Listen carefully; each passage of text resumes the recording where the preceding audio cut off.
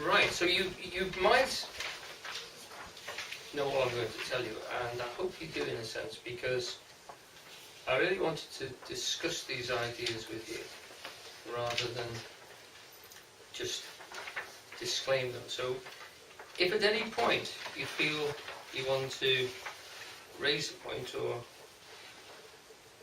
jog in, please do. The normal format is we I talk on my hind legs until we stop for a cup of tea and then questions afterwards. But seeing the audience and knowing that some of you have practiced for quite some time, please we'll just talk amongst ourselves. Okay.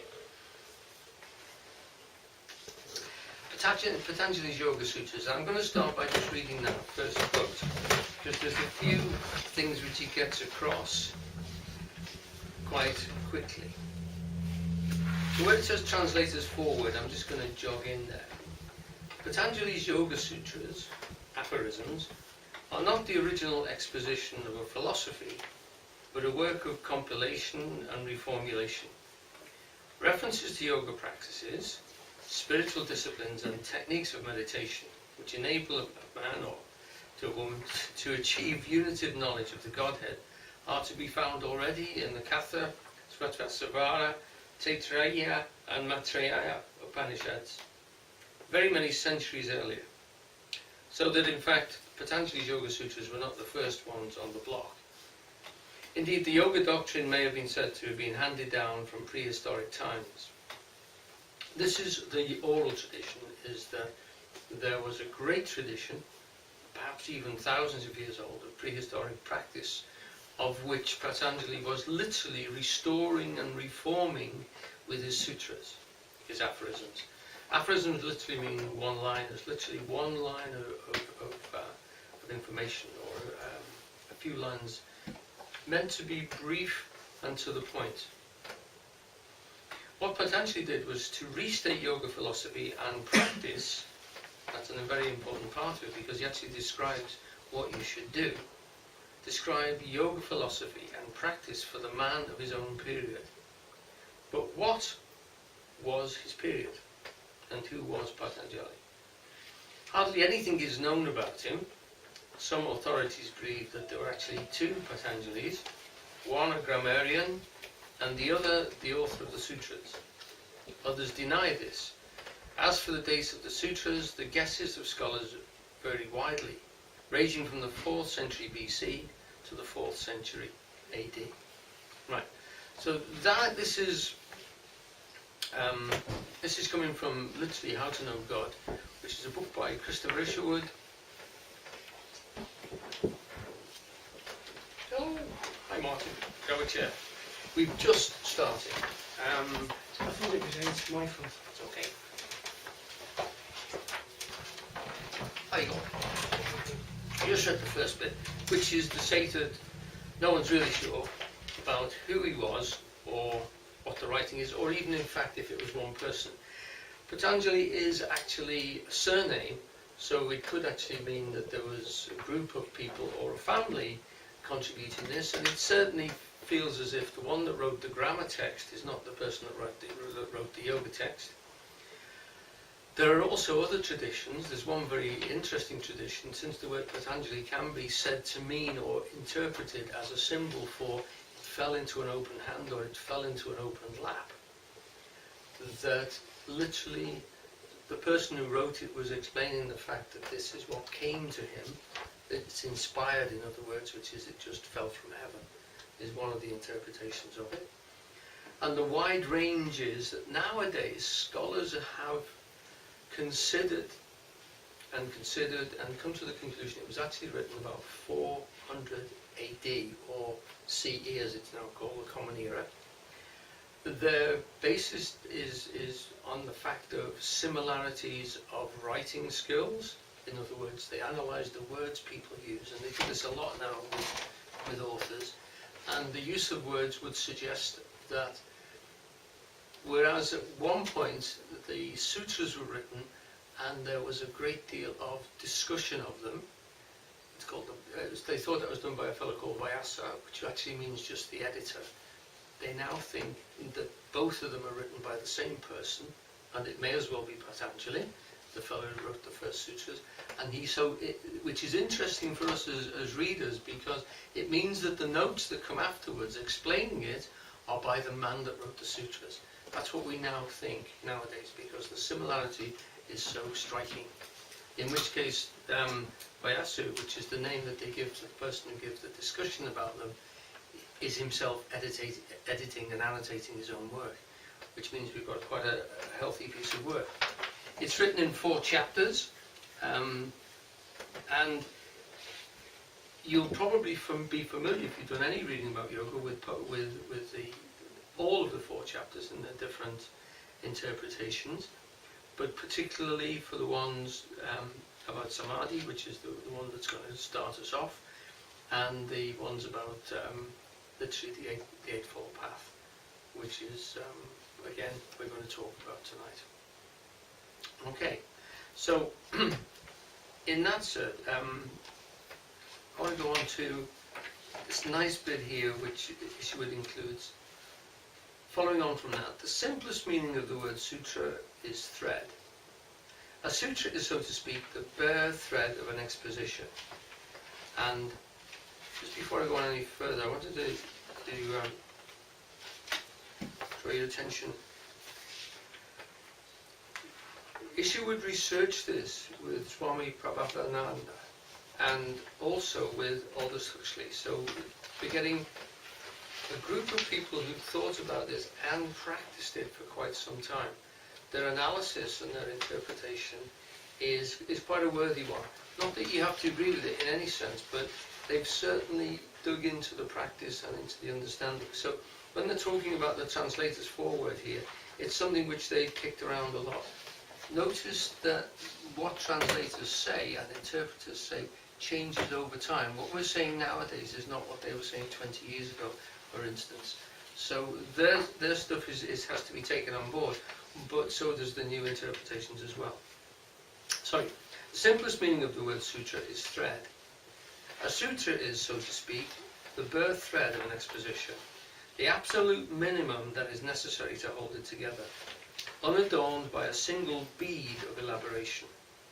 Only essential words are used. Often there's no complete sentence structure. There was a good reason for this method. Sutras were composed at a period when there were no books.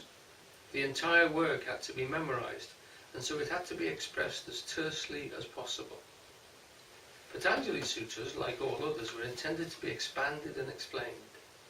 The ancient teachers would repeat an aphorism by heart and then proceed to amplify it with their own comments for the benefit of their pupils. In some instances, these comments also were memorized, transcribed at a later date, and thus preserved for us.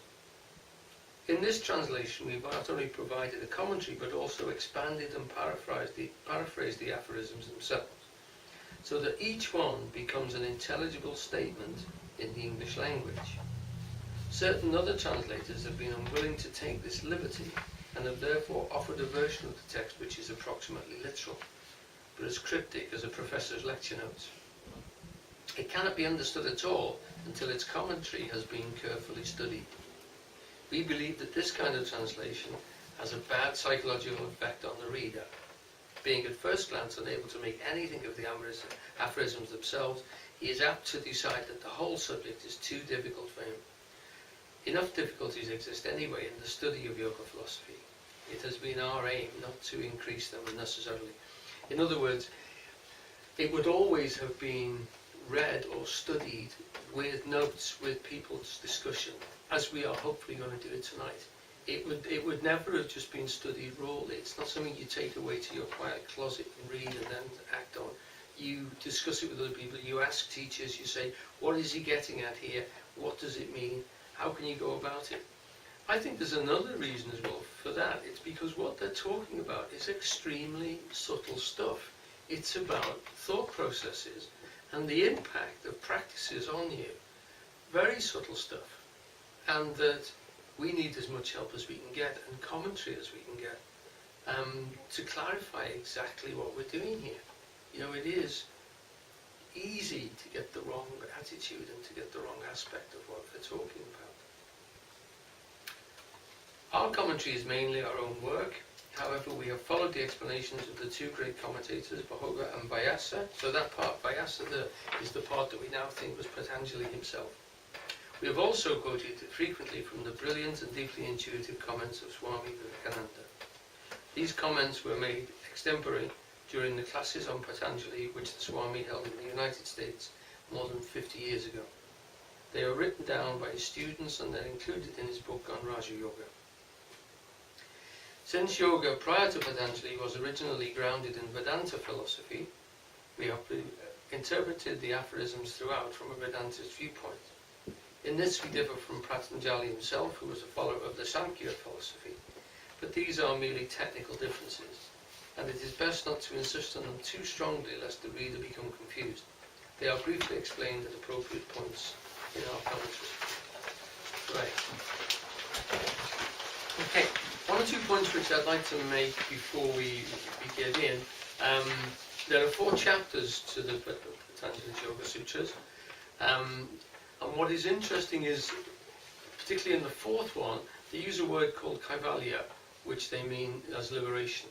It actually meant isolation, but it's used here in exactly the same way as liberation, freedom, enlightenment. In a way that you are yourself, but you're free to act in the world in a free state. In that sense, you become attained as a full human being. It's also there's moksha. Moksha is the other one, which directly means liberation. Yeah. But actually in Patanjali, he tends to use this word kaivalya, which is quite unique to him, the way he stresses it in that sense. Okay. Right.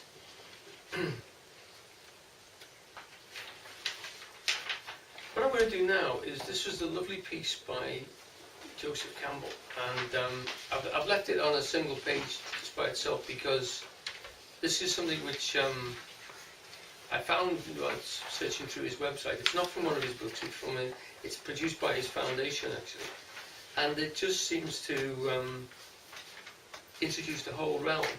I'm sure he wrote it with Patanjali alongside him on his knee, wide open, because he introduces the words and he interprets it, I think, in a beautiful, some direct way. Okay, so this is Joseph Campbell. Just to make it, I'll try and make these things. I was a teacher, you know, you've got to do visual aids, so this is all part of this. This is it, you see, this is the man. Died in 87, the same year as Eugene. And great interpretations of myths, and one of the great sort of story interpreters right the way through English literature, film, ancient stories, and he's wonderful if you get him talking about Red Indian myths, because they were the ones he grew up with as a boy in America, and he actually cut his teeth on interpreting them and reinterpreting them for the everyday sort of Western person. He's a great character, and his stuff on Finnegan's Wake and modern English literature is absolutely wonderful. Okay, so top of page 2. I imagine that when one thinks of Indian philosophy, the first thought is of yoga. The great classical text of yoga is that of the sage Patanjali, the Yoga Sutras. Thread or guiding thread to yoga. At the opening of this amazing work, we find the following definition. And I want to start with this because it's a very important point. Yoga is the intentional stopping of the spontaneous activity of the mind stuff. Now that's an interpretation of the original aphorism. The aphorism is only 4 words, so he's already expanded it a bit. But again, he's right to do that because the 4 words are too pithy to digest unanalyzed, if you like. Yoga is the intentional stopping of the spontaneous activity of the mind stuff. Now, it was the idea in ancient Oriental psychology that within the gross matter of the brain, within the grey matter, there is a very subtle substance which is in a continuous activity, taking the shapes of whatever we behold. This subtle matter is in a state of continuous activity, like the rippling of waves on a stirred pool. And when you shut your eyes, the mind stuff continues to operate that way. If you should just try to make it stop, you would find the process very difficult. Just try this sometime. Now this stuff is, the Sanskrit word for this is the chitta. Now what they're saying is that when you look at the world, when you look at me in this room, the mind stuff actually imitates it, and that's the form of that you're looking at inside your mind. And that's why when you can close your mind, it will still hold that form, and then it will change, it will modify it, it will fade. The Western philosophers, people like Locke and Hume, were talking about exactly the same thing. How on earth do we actually capture an impression? How do we turn a perception into an idea? You know, you have a perception of this room, and then you can turn that into an idea of this room and discuss it with people. You can draw it when you're not in this room. You can play about with these things. How on earth does a human being do that? We seem to be able to capture it and then to, in some way, manipulate that thing we've captured. It's fading, it's not as intense as this real image is, but it certainly captures a lot of the image from that thing. How do we manage to do that? And what is it that's actually going on when we do it? And how are our thoughts related to the reality of the things outside? So this is a philosophical thing which is not just an Indian aspect, but certainly they seem to get there with a vocabulary which is really quite subtle. That mind stuff, that chitta, is a fantastic concept. And it then means that you are, in that sense, in control to some degree, or you could be in control of this fluctuating stuff which is responding to the universe, responding to the world. Okay? Does that make sense? Making sense? Oh yeah. I was just thinking the other day, I haven't thought back over the years in any great detail. Mm-hmm. I think I was eating my porridge or something. And suddenly an impression came to the mind of where I was evacuated in Chester, it was 1939. Mm-hmm. And I could see the road clearly. Yeah. I hadn't thought about it at all. I was aware that the house, how it was situated, the fact they had a bird in a cage, and I was playing cowboys. I must have been 7 years of age, and I actually believed it was a wonderful thing to be a cowboy. Mm-hmm. But the detail was the impressive thing. Yeah. So the image hadn't disappeared. Where's it been all this time? Yeah. I was even aware of an ambulance coming down the road and stopping. Mm. Curious as to what ambulances were and what they did. Yes. The thoughts of a 7-year-old came back very, very vividly. I thought, how strange. I would think that memory would have been wiped out, but it's not. It came back in tremendous detail. It's funny you should mention the porridge. I don't know whether you know this, but there are people here who will know that modern 20th century literature rests on several very great writers, and one of them, Proust, has this wonderful description of sitting literally at home and eating a particular cake. It's called a madeleine, and he actually eats this cake, and the cake and the tea, he's drinking tea at the same time, takes him back to when he was a child. Immediately he's there, and the image that he gets of his childhood when his mother used to give him his cakes and tea is so real, he feels transported, and he's amazed that he can go there. But as you just said, where on earth is the image? Because the detail is so strong that, you know, it bringing tears to his eyes, etc. It is so real, and his mother's there as she was then, and he is stunned by this. Now, this is literally, philosophically, it's called phenomenology, how on earth we can manage to store images like this and how we capture them, and what on earth they are. I mean, one of the things that, well, I don't know, you came to the Sheldrake talk, but he's fascinated by the idea that not only do you get an image, but you don't get a simple view, you get a three-dimensional view as well, and you get emotion, and all this thing comes together. How can it possibly be stored in such a tiny thing like this, you know, as a brain? Because you could presumably be stimulated to remember all the things from your childhood if you manage to get the right situation. You know, pop music can often do it. You know, or a radio program, if they play some of the old programs like, you know, Music While You Work or something like this, if you hear that tune, my age, it can take you right back to playing on the floor or being a child again. And even the viewpoint of being low in the room is amazing, the way it brings it home to you. Now, how we do that, how that mind stuff is so incredible, is part of the intensity, if you like, of the philosophy that we've got captured here. You put you in mind also of modern technology, and perhaps it's all in the cloud, which could be the auric field around the seed of the body. Yeah. Say, and because Sheldrake also said that night that the brain was a receiver. Yes. So one wonders if we're now almost producing technologically the same possibility, because you can store things in a cloud. Yes. It's not all in your computer. It's somewhere above or in the auric field. Yeah. I feel that that's the possibility. It's a virtual Yeah. situation that we're actually storing information in that way, like a vibration, rather than in any sort of tangible cell structure. There are one or two, not so much problems from that, but there are one or two people who have triggered off.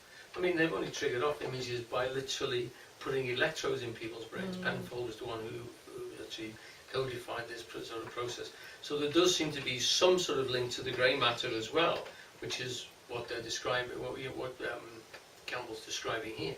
But that we can do that we can actually record images and store them, and how on earth we capture them, photograph them, if you like, and take them in, is this very process of being human. And this is the process which Patanjali is actually referencing as being the important bedrock of what meditation is all about. It's about how we are literally able to do this, and how, if we're not careful, that will control us. But we are capable of controlling it, and that in that sense we have to respond to it intelligently when we have to use it. Okay? So this is Campbell trying to give us a little practical here. Take into your mind an image, somebody that you care for. Sorry, an image. Somebody that you care for, some image that you would care to contemplate. And try to hold this image still in your mind. You will find that you are immediately thinking of other images associated with the first. For the mind continues spontaneously to move. Yoga is the intentional stopping of this spontaneous activity of the mind stuff. It is an intentional bringing to rest of this continuous action. But why should one wish to do this? By the way, one of the best descriptions I've ever heard of will is literally the ability to notice in yourself that your consciousness is intentional. You're not conscious of any old thing, you're conscious by intention. There is usually an attachment, or is it something from you responding to a thought form or to the world, and that if you class that as being will, then you're putting the control of that back into your own hands. And it's an important use of that word. I was considering particularly the way Eugene always used to stress the fact that we were will. That we weren't just consciousness, that we were a will. We actually had an edge to that consciousness. There was something which was processing and responding to things constantly. Okay, so try to take into your mind an image of somebody that you care for, some image that you would care to contemplate. Hold this image in your mind. You will find you're immediately thinking of other images associated with the first, because the mind continues spontaneously to move. Yoga is the intentional stopping of the spontaneous activity of the mind stuff. But why should one wish to do this? A favourite simile used in Indian discussions of the subject is that of the surface of a pond, with its waves in action, a wind blowing over the pond and the waves moving. Now that, I don't know that from Indian discussions, but that is a very ancient text from Egypt, actually. The concept of a still pond, and their creation myth is the fact that the great white bird, the creator bird, takes off, and as it takes off from the water, its feet drips into the water, and that every one of those drips, the universe creates a form, you know? You've all seen Eugene's description, I'm sure, of the creation as being a field of energy, a field of potential energy, and into that energy is dropped a point, a bindu, which is in Hindu philosophy, a bindu, a point, which then creates a waveform which expands outwards from it. These are all this concept that there is a fluid which is able to respond to an impact that comes at it from a different dimension, whether it's dropped from above onto water, or whether it's a clap or an explosion or something. Something starts these ripples going out, and where they intersect with each other, the whole of creation is made. Liz, all right. Liz, you made it. Hi. It's okay. Find a seat. Even this one's available if you want to come, but This raises a question actually, of understanding. sorry, excuse me. So it raises a question of understanding, because we're all receptive Yeah, in our minds, and when the idea comes in, it's all these, we've all got our own idea bank, if you like, yeah. all going in different directions. Does anybody ever really understand it? Exactly. We And perceive everything in different ways, don't yeah, well, there are those people who say that when St. Paul said that actually our conversations are in heaven, he meant that we use the words to roughly get on the same wavelength, and then we have to tune into the person. So that if a person doesn't want to go with you, out of a feeling sense, if they don't like you, they're not going to go with your ideas. They're not going to tune in. It's more like a radio thing. And that our conversation is in heaven is we have to make that effort to tune into what the other person is thinking, because the words aren't enough really to explain the interaction. And if you record somebody's conversation and play it back, you see that they're making leaps of understanding with each other if they're actually coming together. And you can feel that rapport, and without that rapport the conversation is really nullified and doesn't actually take off. But sometimes another person, like you were, can do your understanding for you at that moment if you Yeah. have got that. you? You're receptive. Well, that was the thing that we also used to notice with Eugene, is when we were sitting there we understood everything he was talking about.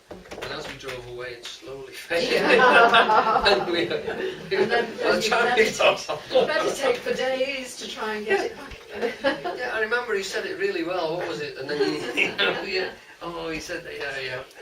But the thing is, I think, Alan, that when people are not in tune with each other, Mm-hmm. if say for instance you don't want to be in tune with that person, Yeah. you change the structure of the language that you're using.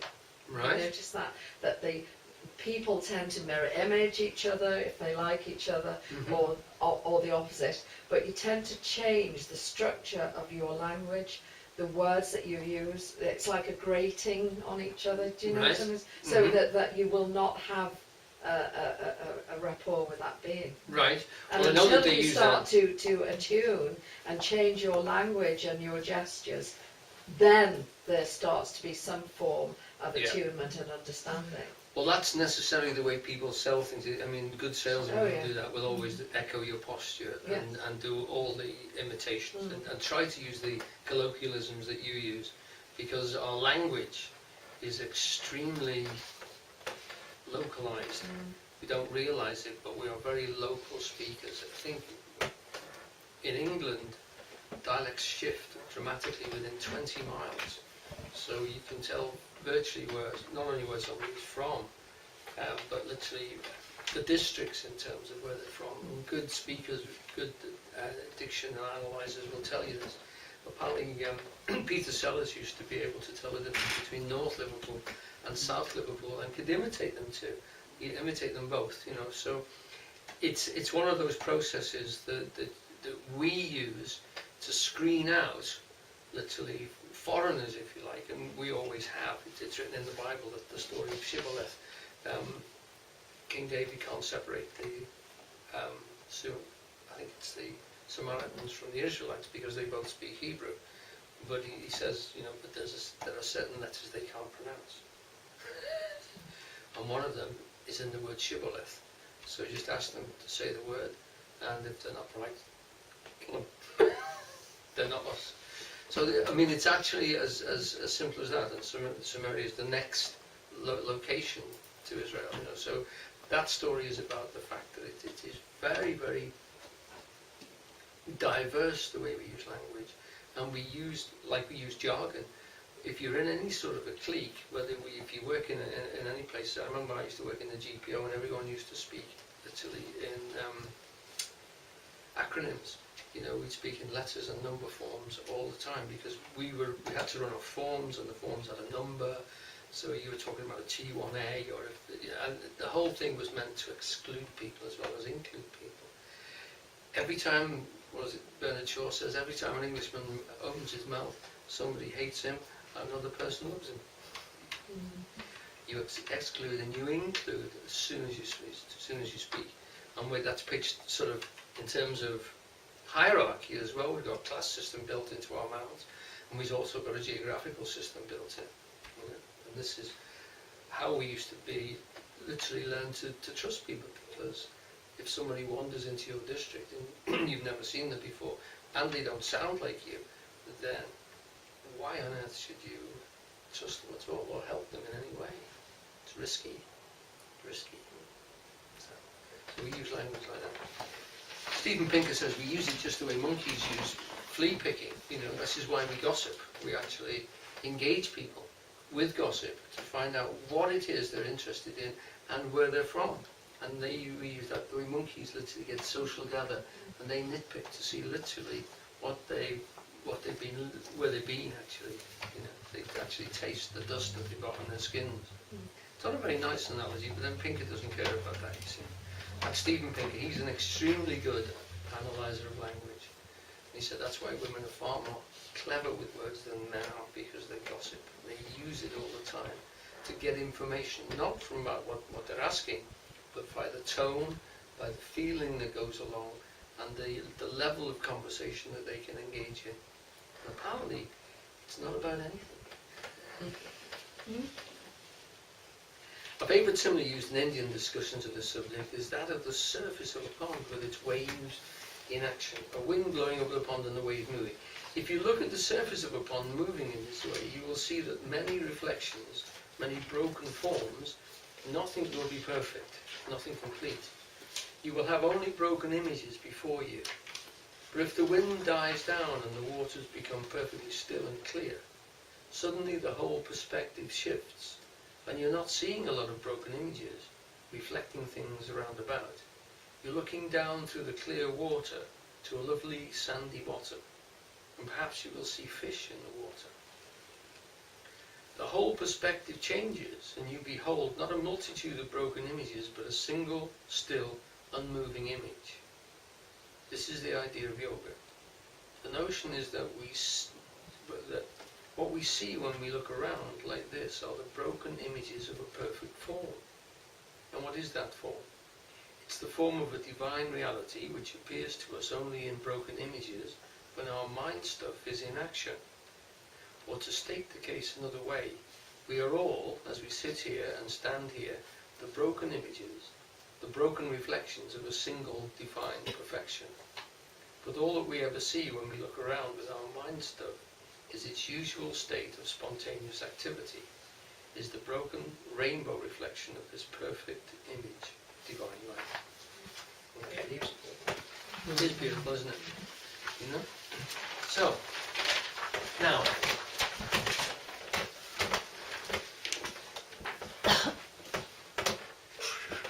put him over here. So we're moving on towards this thing that Patanjali is actually describing here, something which is processed inside us instantly, if you like, or immediately as soon as our mind starts to work. Now, the next page, turning on to, is someone who I'm sure you'll be familiar with if you've done any practice in yoga, which is Vivekananda. Very interesting particularly because he came back into the fore a few years back when Singleton's book came out, and he was used as a reference for both sides, which I thought was fascinating. But come across this fact that yoga seems to mean in the old traditional sense, literally this process of working on the mental stuff inside your head. The postures, etc., were used alongside it, perhaps, but there isn't a great deal of academic reference. There could only be oral reference as for the postures that most people do. The only postures that they talk about and they reference in these texts are the sitting ones for meditating it, and the ones that help you to keep your mind still. And all the other ones, although they're very helpful, particularly if you're going to sit for great periods of time, are actually not in any way referenced, even in imagery. I mean, when you think that the Hindu civilization referenced so many things visually, cooking, sexual positions, everything was drawn, painted on walls, etc. Nowhere is there anybody doing yoga exercises. It's just got no images. So the exercises may have been done, but there's no real reference for them. But there are lots of references to sitting in meditation. And Vivekananda is one of those characters who has actually said that yoga is very difficult to do. If you don't start it very young, you've got real problems with doing most of the postures. And if you stop doing them for a fortnight, you start to lose the ability to do them. You have to keep it up. It's a very intense practice. And it's separate, completely separate from meditation as we know it. Or it can be. Wherever I've seen it practiced, both were done together. And in that sense, I see them as being mutually supportive. Right. Okay, yoga and its aims. This is actually the first two aphorisms, or the first two one-liners, if you like, in the Sutra of Patanjali. Now, that word sutra is exactly the same. When he says it's a thread, it's the same root as we have for a suture in a surgeon uses. Literally a thread to sew up the body is exactly that, comes from the same root. So it's a thread, it's a string, it's a line of reasoning. That's all it is.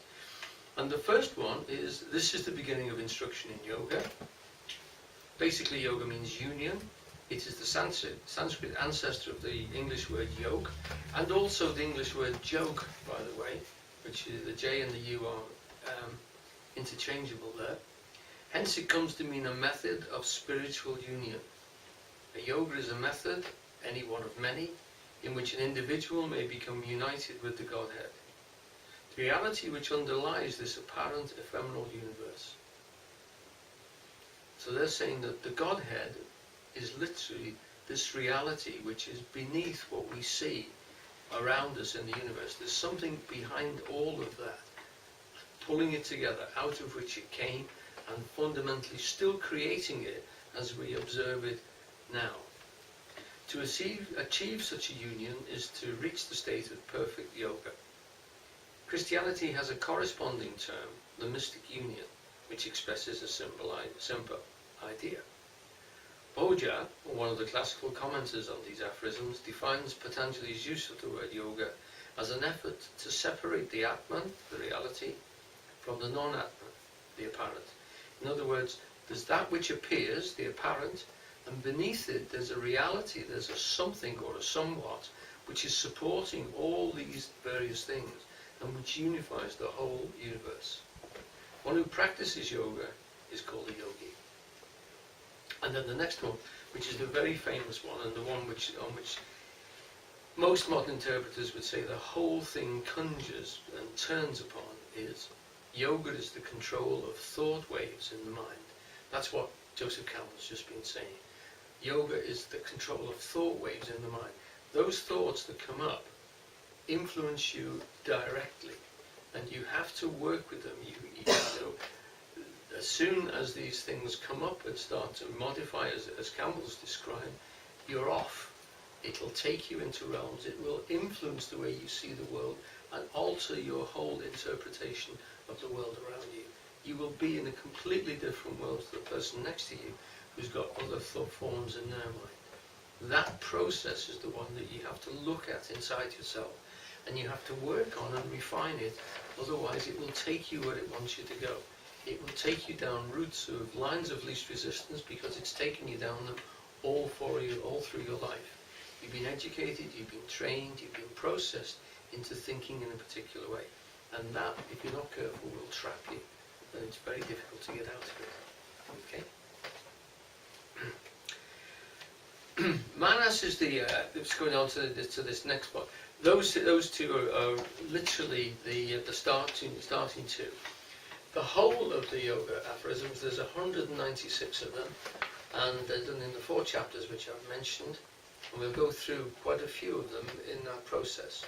Now, what we can say is that if we describe these things the way Campbell described them just then, we can say that we've got, these are the diagrams which you've seen me use because I used to watch Eugene do them.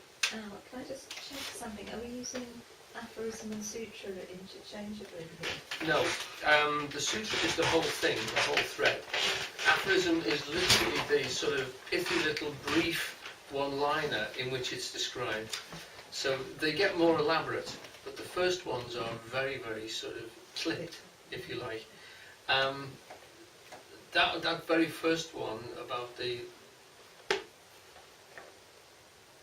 mind, stopping the mind, is literally 4 words, and we're not sure what is actually meant by 2 of them because they have lots of references. When people started to use words, we use words in a strange way. We use them socially, and their meanings change or are very vague around the edges. So we don't think we do that because we're used to dictionaries. But if you wanted to trace a word like consciousness, you'd find that when it was first used, it didn't mean what it means nowadays. It meant something close to conscience. And we know when it came into the English usage, and again when it first came in, nobody stuck it in a dictionary right away.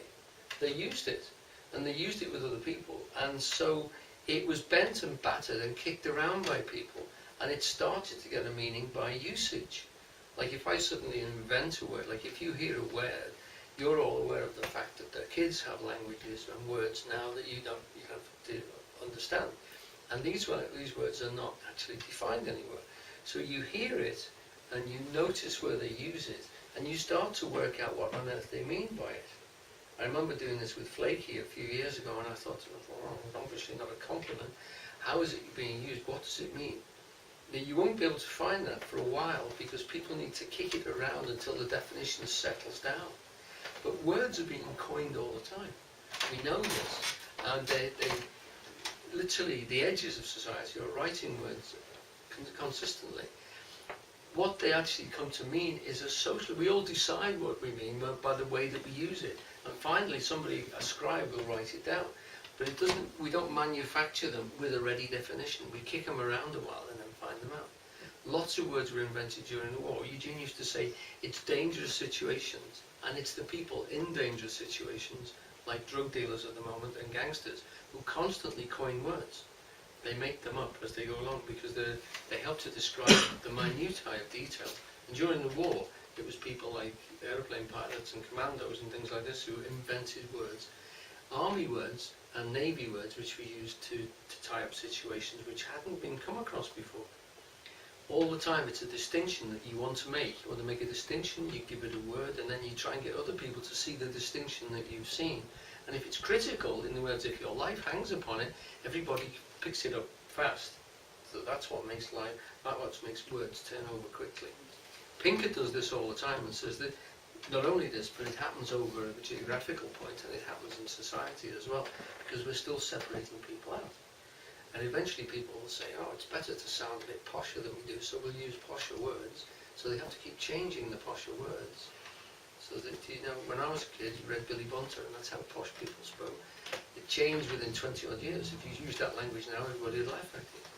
It's meant to be current, and it's coined all the time. And the dictionary will catch it down. If you get a good dictionary, it will tell you when the first word was written down. We don't know when it was first said, so that lots of people think Shakespeare invented thousands of words, which he may have done. He certainly put some words together which had never been put together before. But he might have just been putting street slang in. We don't know. What we know is he was the first one to write those words down. Some of them we still don't know what they mean. because nobody else used them.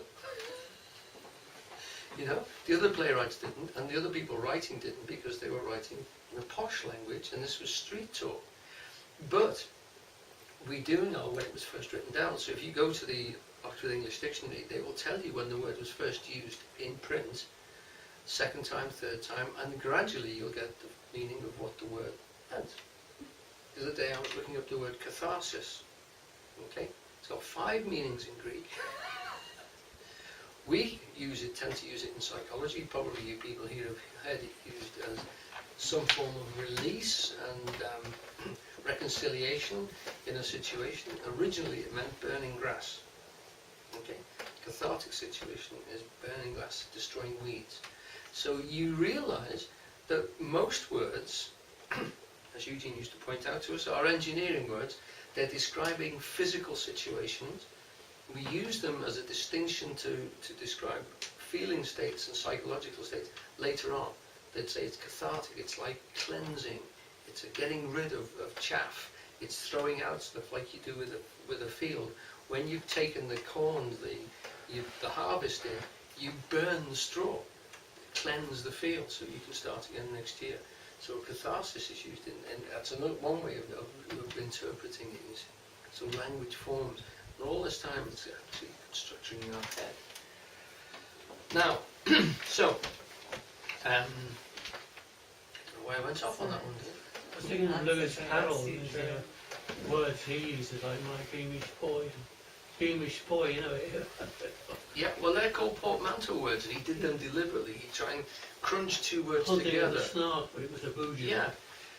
The one, which was brillig. Brillig and the slithy. And the slithy toads. Well, slithy is meant to be slimy and lithe mixed together. He wanted to get the word like a snake, slithy. Which he very cleverly, I mean, he did it deliberately to do them. He called them portmanteau words. It's like a big suitcase, and you've got 2 meanings stuffed into 1 word. Where did you get mimsy from, though? That's minimal and whimsical, as well as the 2 things he tried to put together. Which you now all think it's a word, don't we? We do. Yes, we do. There's another one which he uses, which we think is a word. It's now part of the English language and has lost practically manipulated. Brillig and the slithy. Dicare, the whimsy in the wave. Gimbal, wasn't it? In the wave. In the wave. In the wave, and all mimsy where the bother grows. It was a delinquent. Right. That fragmentation, by the way, which I was going to say, that Campbell is talking about, and the meaning of why we should do this in meditation is that it introduces 2 words which are like that, have got very disparate meanings that could mean many interpretations. Yoga, Chitta, Vritti, Naroda.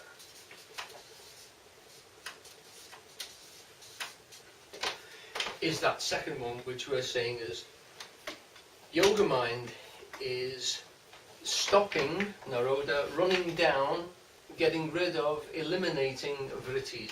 What a vritti is a form, some form of vibration in the mind stuff, which repeats itself. A lot of the people who come here are students of a chap called Eugene Halliday, who taught me and Gordon and Martin as well, a long time ago, and triggered us off on this word analysis. And the camera went over there. Yeah. I did say listening a lot of people did, and we literally rattled around with the analysis of words. He analysed this word as being very important throughout the understanding of any form of esoteric ideas, because the root of it is RT. Now that's Sanskrit, and Sanskrit is one of the root languages from which English derives through Latin, Greek, and Hebrew.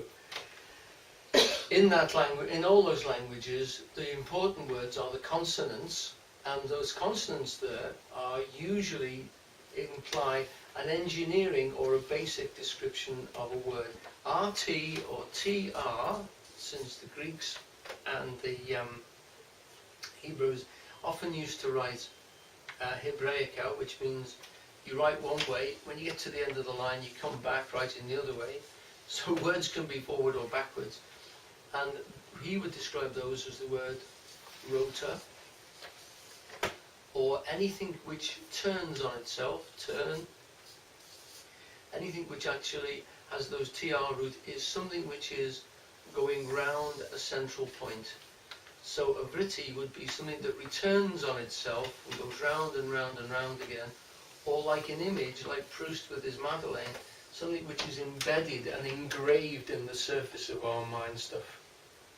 Okay? So that it is etched in us, and it has a process, so that you can't freely think across your mind like this, because it will get pulled into a thought form, and you'll find yourself saying, I always think that, which means that there is a process there which is locking you into a particular way of thinking. He used to say, when you first start it, it's a scratch. And as you go round it, it becomes etched. And then it becomes engraved. And it takes you into a grave. In there is the grave. It gets deeper and deeper. You can't get out at a certain point. It's like smoking, he said to me. First one's nasty. After about 10 years, it's really difficult to stop. You're trapped inside the grave. You've repeated something so much so that the line of least resistance pulls you along that pattern. It takes you up. So anywhere on that circle, you'll get stood around. So it's like a whirlpool. Lots of interpreters describe that as a whirlpool.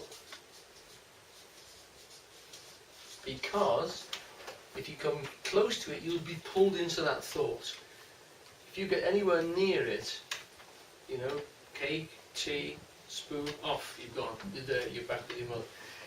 That thing pulls you and describes it. So your free mind, if you like, is not capable of thinking freely because it's got vrittis in it. You have to allow those vrittis to subside.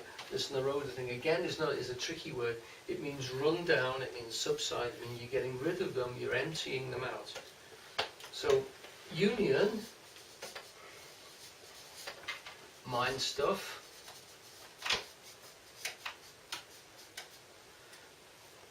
is thought forms or whirlpools or rotations in the mind ceasing. So if we wrote this down like a telegram, remember telegrams when you had to paper words, you knock the words out as they do in sutras, so there's no embellishments, no adjectives and adverbs. What you've got is basically, you're saying the union mind stuff, or the unified mind stuff. I'll put that into unified. The unified mind stuff is when the whirlpools have ceased. So ceasing the whirlpools is the process of yoga. Yeah? What a whirlpool is, and what a naroda is, and the ceasing of it, you have to interpret for yourself. This is what the rest of the thing is talking about. But when I said before, these are subtle ideas, that's what they're describing to you. First of all, you've got to settle on what is a whirlpool, and then how do I allow them to cease? That word running down suggests that what you have to do is stop feeding them, stop encouraging them instead, rather than blocking them. You know, you don't have to get electric shock process across your brain. That apparently does help, but it's a bit blanket, you know, it's a bit drastic way of doing it. Yeah. But if you put 40,000 volts It's across very your subtle, ears, because some people look quite glaikid, I think the word is. Blink it. Scottish, that's Scottish. No, that word, that sounds good. Is that one you've just made up? No, yeah. And yeah, they're not yogis. Quite blank. Quite blank. Yes. You mean, So there's a subtle between the one who's naturally glaikid or blank, or no, not with us. The light's on, but there's nobody home. I was going to say, but that's the sleeping side of it. A true yogi is truly awake, aware, in the moment, now, aware of the whole field energy. And this is what when we fall from grace, we're falling into the whirlpool. Getting trapped in them. Yes. Yeah. Mhm. So what we are aiming for in yoga and in our meditation, everything we do, is to release ourselves or to climb out of the pit. I often Yeah. see it as the pit that you're climbing out Yeah. of, out of the grave and coming back into a conscious awareness of the now moment. Yeah. This is that great statement, be here now. Mhm. How difficult it is to be here now. Oh, there it was gone. Oh, there it was gone. Do you Yep. know, Eugene used to say that, didn't he? Yeah. You realising it, because of course you can't be anything but here now, because that's the only place there is. But Mostly we're not. well, most people aren't aware of it, because what they're doing is they're constantly formulating the past and the future, and using the past to describe the future, and the future to try and embellish the past, because we're going backwards and forwards, we're weaving all the time. And he used to say that surely the worst possible engraved, or one of the ones which is most rotational inside us, is the fact that the first thing that we were taught by dear mother and dear father was our name. And that attached to that were very important functions like, I'll use the name Alan, because it's very sentimental to me for some reason. Alan eats his dinner, dinner being the thing on the plate, not the thing on the floor.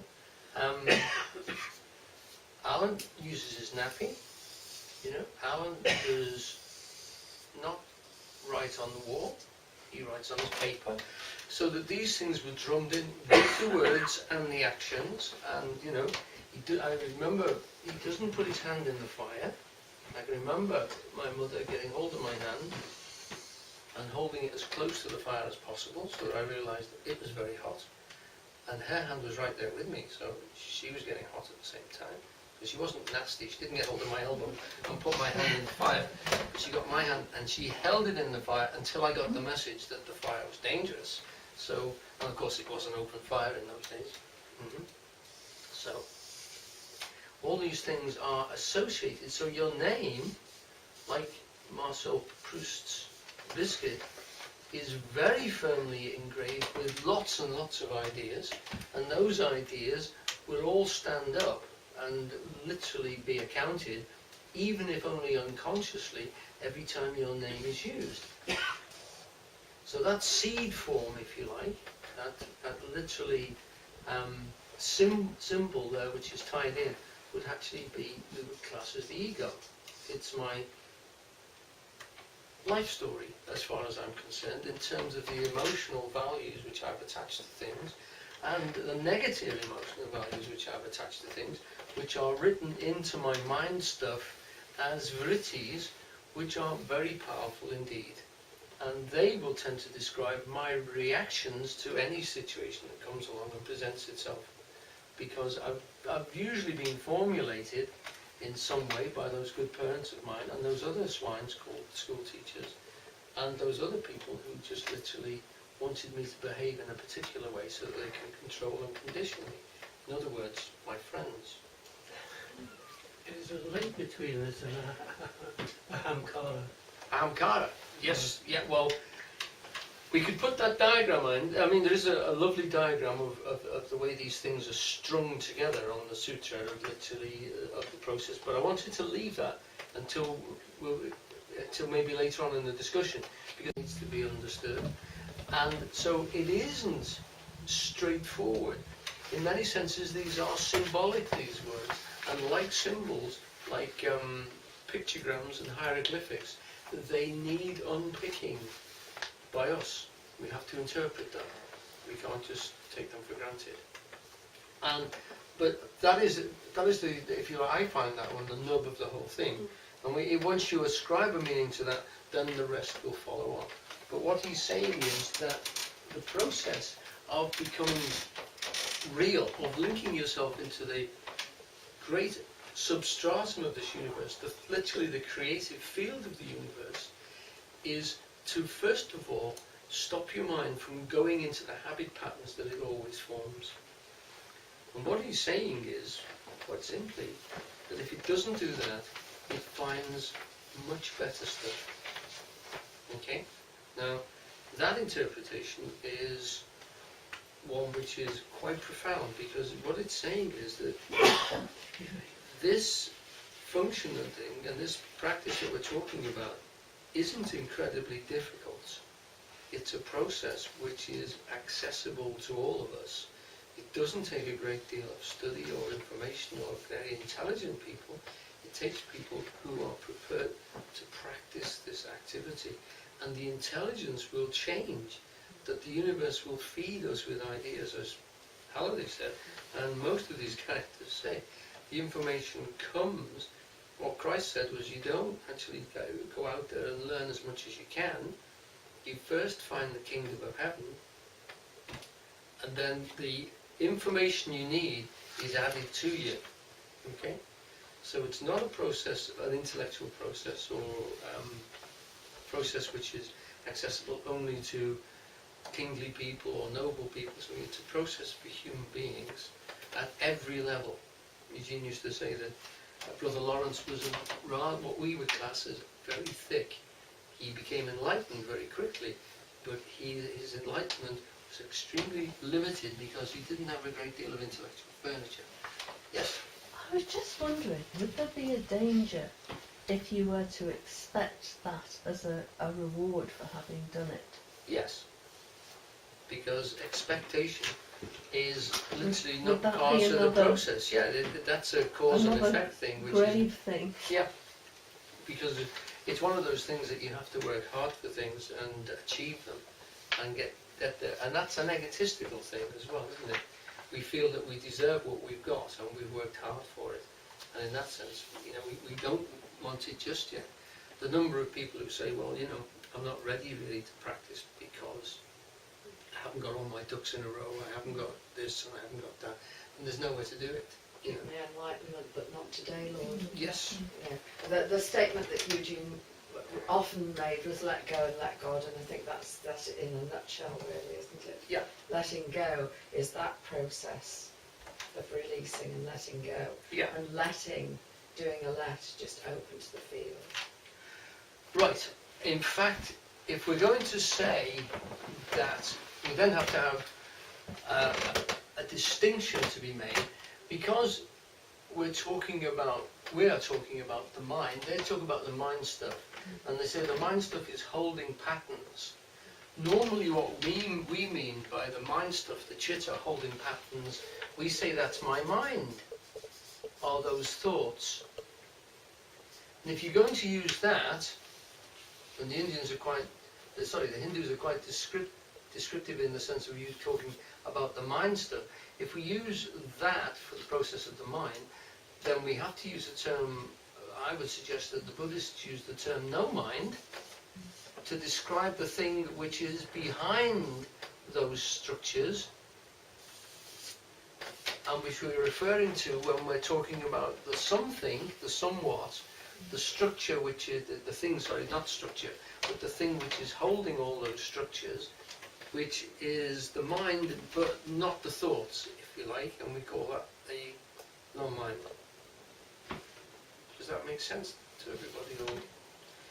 And there we get these, what appears to be convoluted at first, because some people will be talking about no mind and referring to mind, and other people will be referring to mind, and we don't know whether they're talking about mind or no mind. If we take it that the actual forms themselves, held in thought, we can class as mind, and the thing which is supporting them, Halliday always used to say, the white paper is like the energy, the power of the universe. It supports all these lines, but it isn't a line. It supports everything upon it, everything you can possibly draw. It's underneath every one of them, and it's still there if you wash all the lines off. So it's infinite, and it's intelligence, but it isn't intelligent, it isn't fixed in any form. So that intelligence level, we could say, is the no mind behind them all. the cheetah, when it's not holding any particular forms, reflects it, like a mirror. There's lots of examples, particularly in Buddhism, of describing the mind like a mirror, because it reflects this world. I'm sure it's the interpretation of Tennyson's poem about the Lady of Shalott, which I prepared to talk about on Tuesday night when I went to the Rosicrucians in Liverpool, and we didn't get to it. But it's a lovely poem about a woman who's cursed, that she cannot look at the real world, she has to look at its reflection in the mirror. In other words, she doesn't see reality, she sees the reality reflected in the mirror. And one handsome knight goes past on his horse, it's Lancelot, and she turns and she looks out into the real world and she's aghast. And she says, "The curse has come upon me," cried the Lady of Shalott. The mirror smashes and she sees reality. She gets in her boat and goes down the river, and her body arrives dead in the boat at Camelot, and all the knights go down and say, "She's beautiful, who is she?" And then the story is told. It's a fascinating story about how this thing constantly separates itself from reality. I would say that this is the whole essence of what we would call in modern philosophy phenomenology, because what are phenomena? The relation between the phenomena in the mind and the phenomena in the world out there is extremely significant. Most of the time we're looking at the reflections in the forms in our mind, and when we turn to the world we're often stunned at how beautiful and how rich the imagery is, because most of the time we don't see a tree, we don't see an apple, we look at literally the thought form in our head, and that, as Shakespeare says, all is paled over by the sickly cast of thought. Thinking takes all the juice out of it.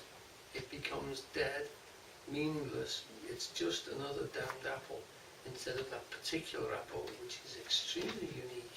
The colours are fascinating, and it's three-dimensional right in front of you. You can smell it, you can taste it virtually, and you can see it clearly. You damn near, if you touch it as well, you've got a whole substantial impact. If you just spend a few moments getting in touch with it without thinking, the thing becomes incredibly rich. I'm sure you've done that exercise where you meditate with people, you get them very deeply relaxed, and while they're doing that, you nip around and put a grape in front of each one of them.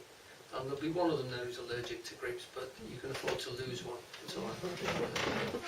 And then you say, open your eyes, pick up the grape, look at it, put it in your mouth, bite through it, and they all go, where did you get them grapes? You can make a fortune at the end of the class selling grapes. The thing is, it's getting you back into pure perception. That pure perception which goes into the world and studies it and draws that coming back is a process, I would say, literally of cutting out that deadening effect of that.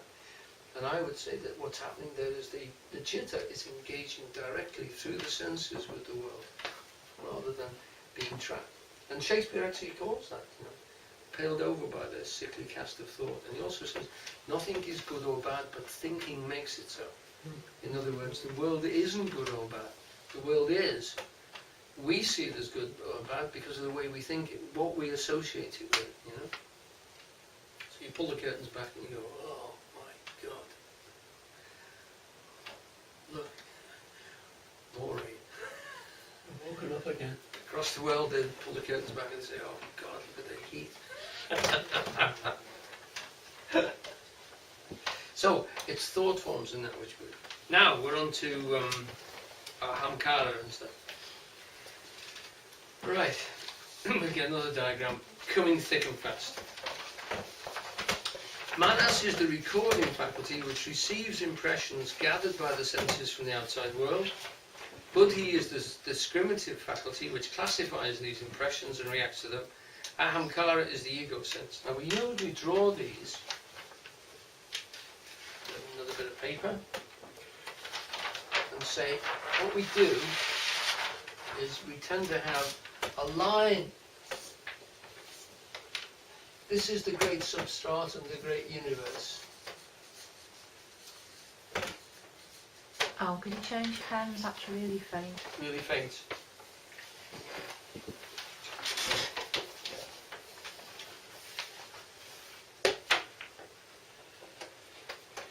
Yeah, this one's fainter. Can you read that? Yeah. Just about right, okay. Right, the universe there, which is, in Indian metaphysics, it's called Purusha. It's the all-seeing eye, if you like. It's the, or great awareness, or the consciousness on which everything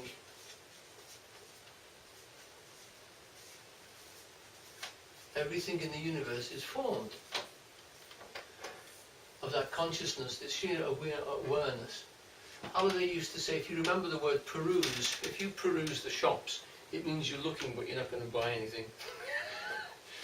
The Purusha sees everything but it's not committed to anything. It doesn't have to believe anything, it doesn't want anything and it does not want anything, it's just looking. It's aware. Pure awareness. The other word which I think Eckhart Tolle says is it just notices. It doesn't comment at all, it just notices. And that's the great I am which is behind the whole universe, inside us and inside the universe itself. And the first thing it creates is Buddhi. Oops.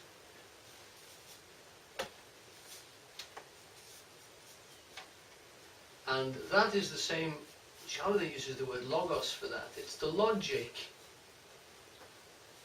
It's the logos field.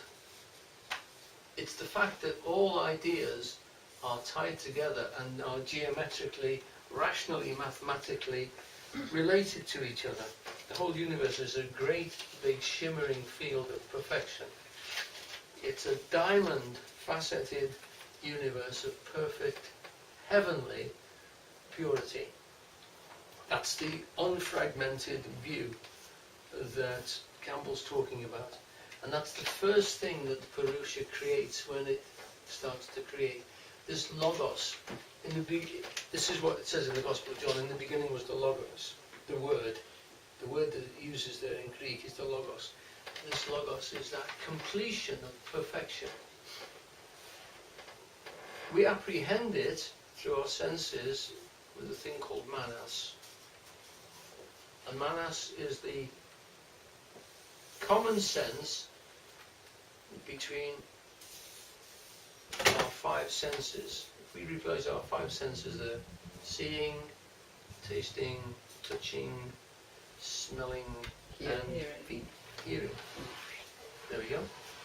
There are the five senses, and actually they come into the Tanmatras, which are in here in yoga philosophy.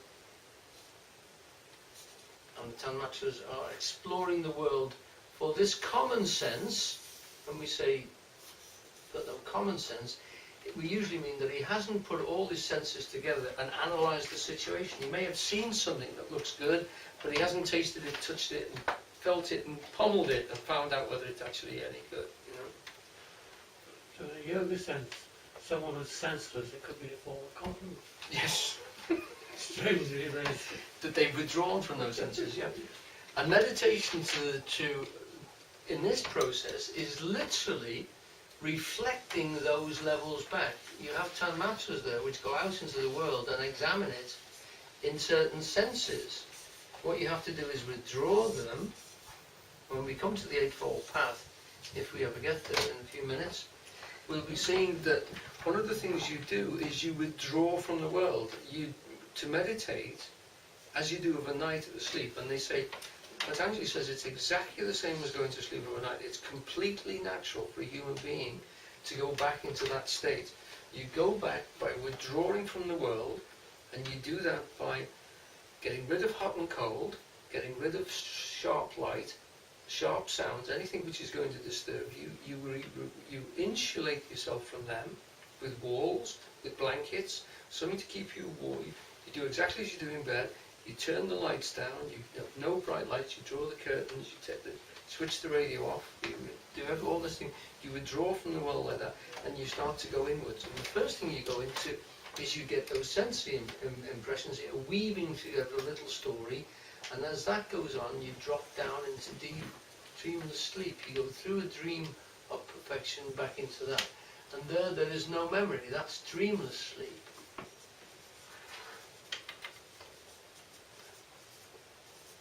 Sleep. And he says, you know you've slept well when you've had a great basin full of that and you've come back without lots of snaggly thoughts, etc. And then you come back through that, and they're the dream states, whereas you come back to your own senses and you go back into the world again. The world is around you here. We only know the world through those 5 gates, is what Locke and Hume said. They said you haven't got an idea in your mind that didn't come into you except through those gates. And then someone called Kant said, well, that's true.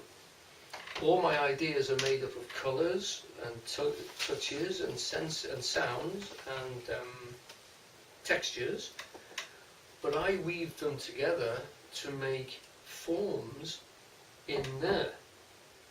You know, you don't see colours and things mangled together. You see them unified into a person, into a scene, into a situation.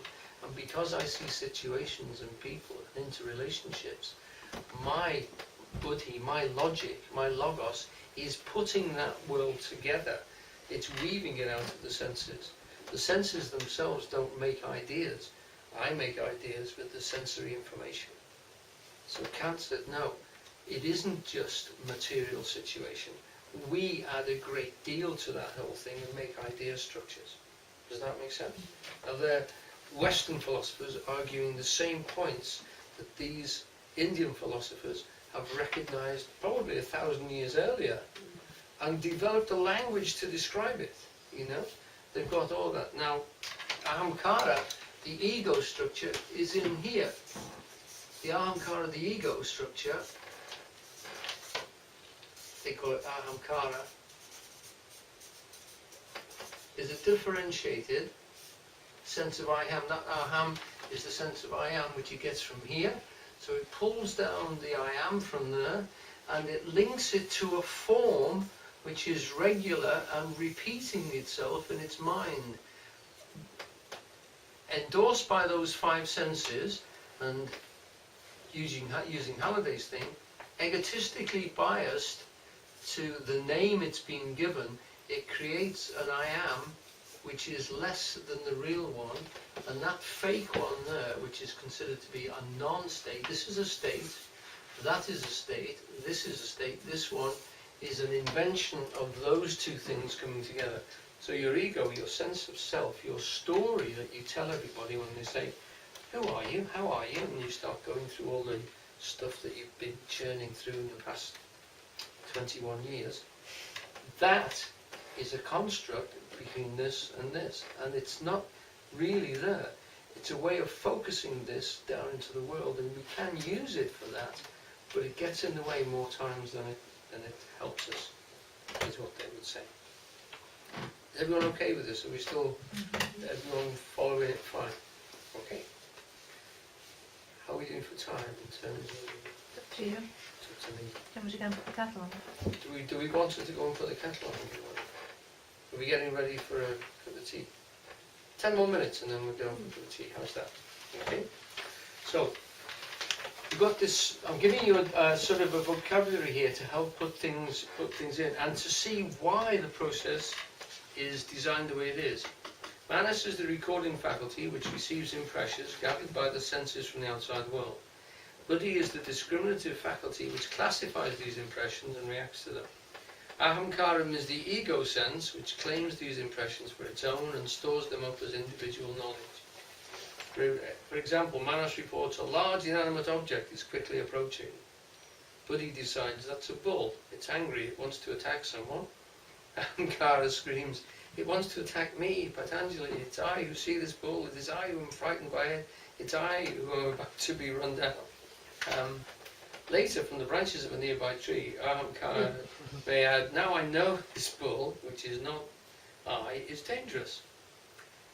There are others who do not know this. It is my own personal knowledge that will cause me to avoid this bull in future, and I will tell them about it constantly in the pub every night. God, the undying reality, is by definition omnipresent. If the reality exists at all, it must be everywhere, it must be present within every sentient being. Sentient just means feeling alive. We can use it the same as consciousness, but actually it's not as defined as consciousness. You're conscious, you're aware, but not sharply. Sentience just means a feeling awareness. You know that there's something there, but you're not exactly sure of its edges and its complete shape. So within every sentient being, every inanimate object, God within the creature is known in the Sanskrit language as the Atman, or the Purusha, the real self. Patanjali speaks always of the Purusha, which means literally the Godhead that dwells within the body. But we shall substitute Atman throughout this translation because Atman is the word used in the Upanishads and the Bhagavad Gita. And students are more likely to be more accustomed to it. According to the Upanishads and the Gita, the one Atman is present within all creatures. That means this is the same in every one of us. We use the same concept when we talk about light. We say there is light. Is there any light in that room? Yes, there is light in that room. There are individual lights within this room, but the overall effect is the light. So we have that separateness. We are all lights, and God, the Purusha, if you like, the infinite, the absolute, is the light that lights everyone who comes into the world. So every consciousness that comes into the world is a tiny packet of that same consciousness, which is everywhere. It's divided up here at this level there, but in itself it's a vast field of everything, and it's conscious of itself. According to the Upanishads and Gita, the one Atman is present within all creatures. Patanjali, following Samkhya philosophy, believed that each individual creature and object has its separate but identical Purusha. This philosophical point is different. Point of difference has no practical importance for the spiritual aspirant. In other words, some people believe that everybody here has their own individual Purusha in their sense of individuality. Some folk believe that that only exists while the body is alive and separate, and when we die we go back into that one, and our individuality is lost, separate.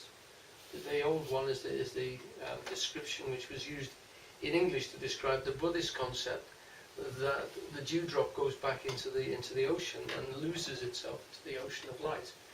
Now, that is an individual stress which you can put onto it. There's a great deal of... Julian did that night when I worked with him that night when he had the sheet. Were you there that night? Yeah. When he made the individual, he sort of twisted the sheet, and he said that on the physical death, as he untwisted it, that the pattern was still there. Yes. There was still the impression in the field.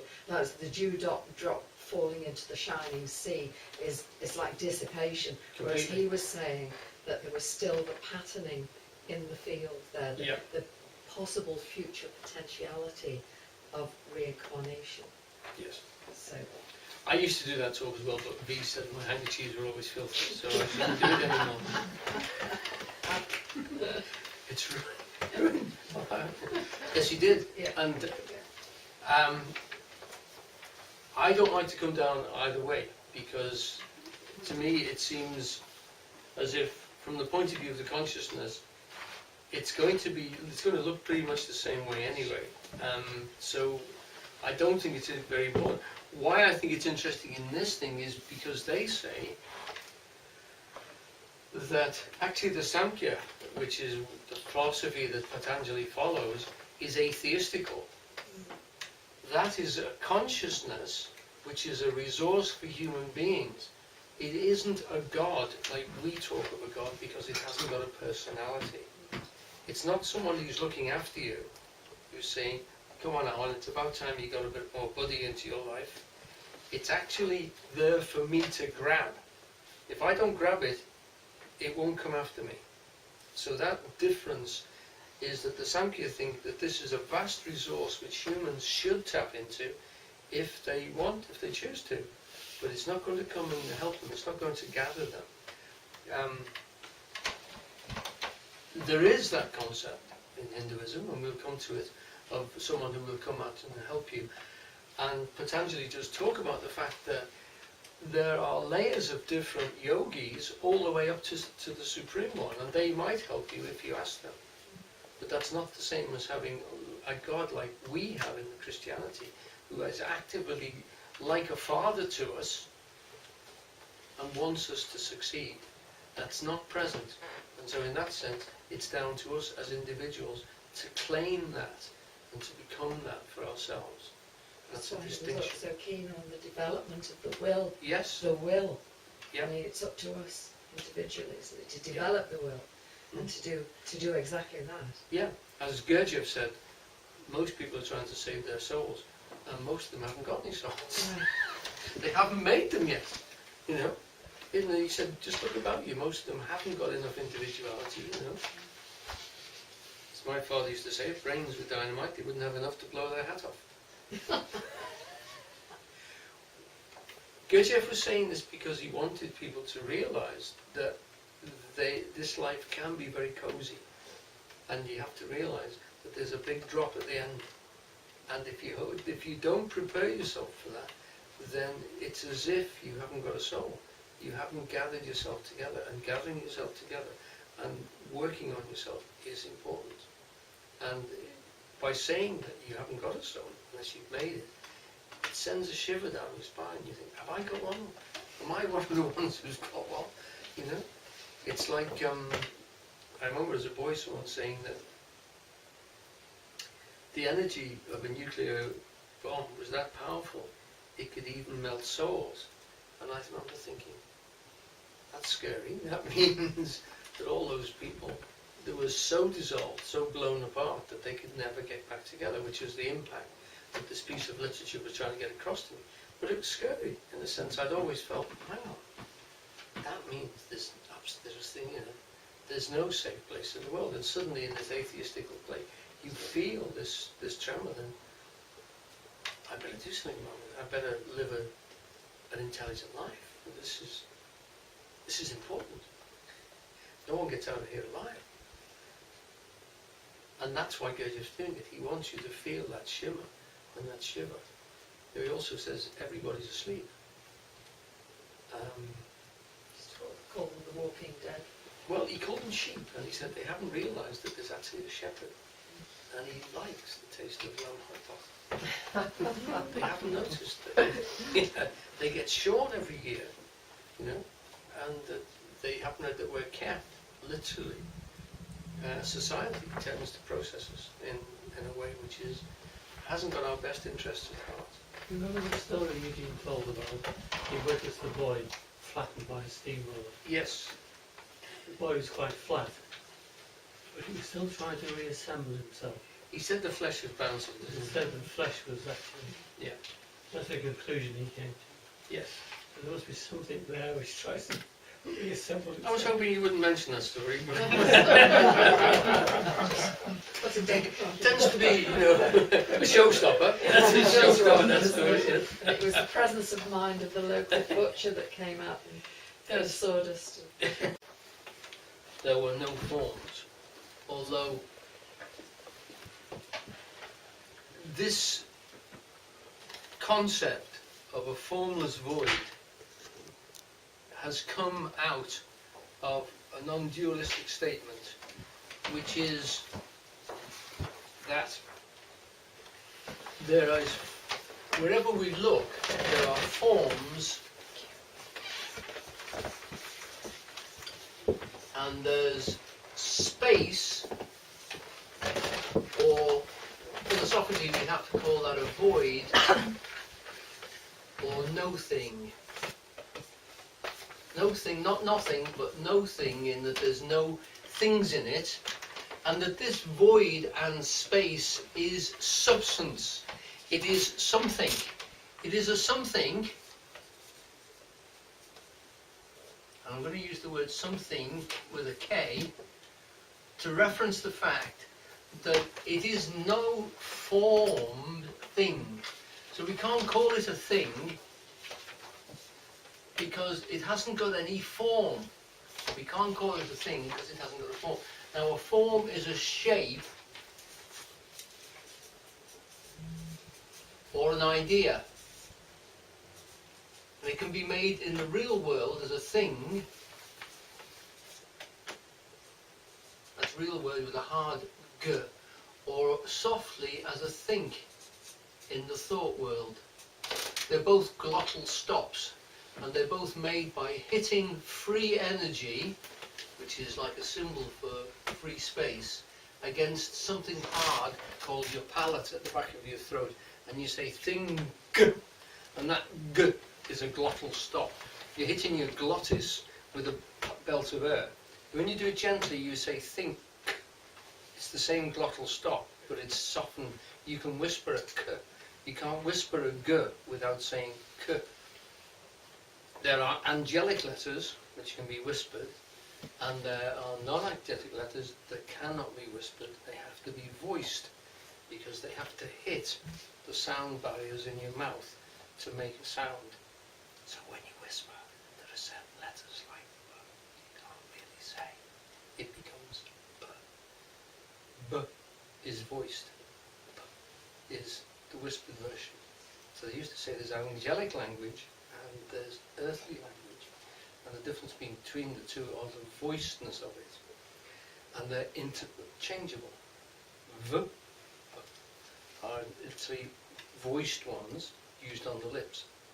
It's the same sound, unvoiced. So you can actually turn your language into angelic by whispering to each other. Okay? You can't think. You say think, but to think you're actually saying. So when you whisper it, it becomes a think. It becomes nebulous. It becomes gentle. In other words. Oh, can I just say something? Because you've just hit a chord there. Last night we had the two grandchildren staying, so I'd left the bedroom door open, but they were in little twin beds, and our bedroom door open. And it was about 11 or half past, and I could hear this whisper. And I thought it sounded like angels. Yes. Honestly, Yeah. it was like in the field, and it was like floating in the air. Mm-hmm. And I thought, oh, that's wonderful. It just sounded like what you would consider to be angelic voices. That's right, because there aren't any thumps That's right. in the angelic world, if you like, and that's because when the universe first creates itself, what it does is, first of all, you've got that division. There are forms, and there is something, energy, power, of which the forms are made.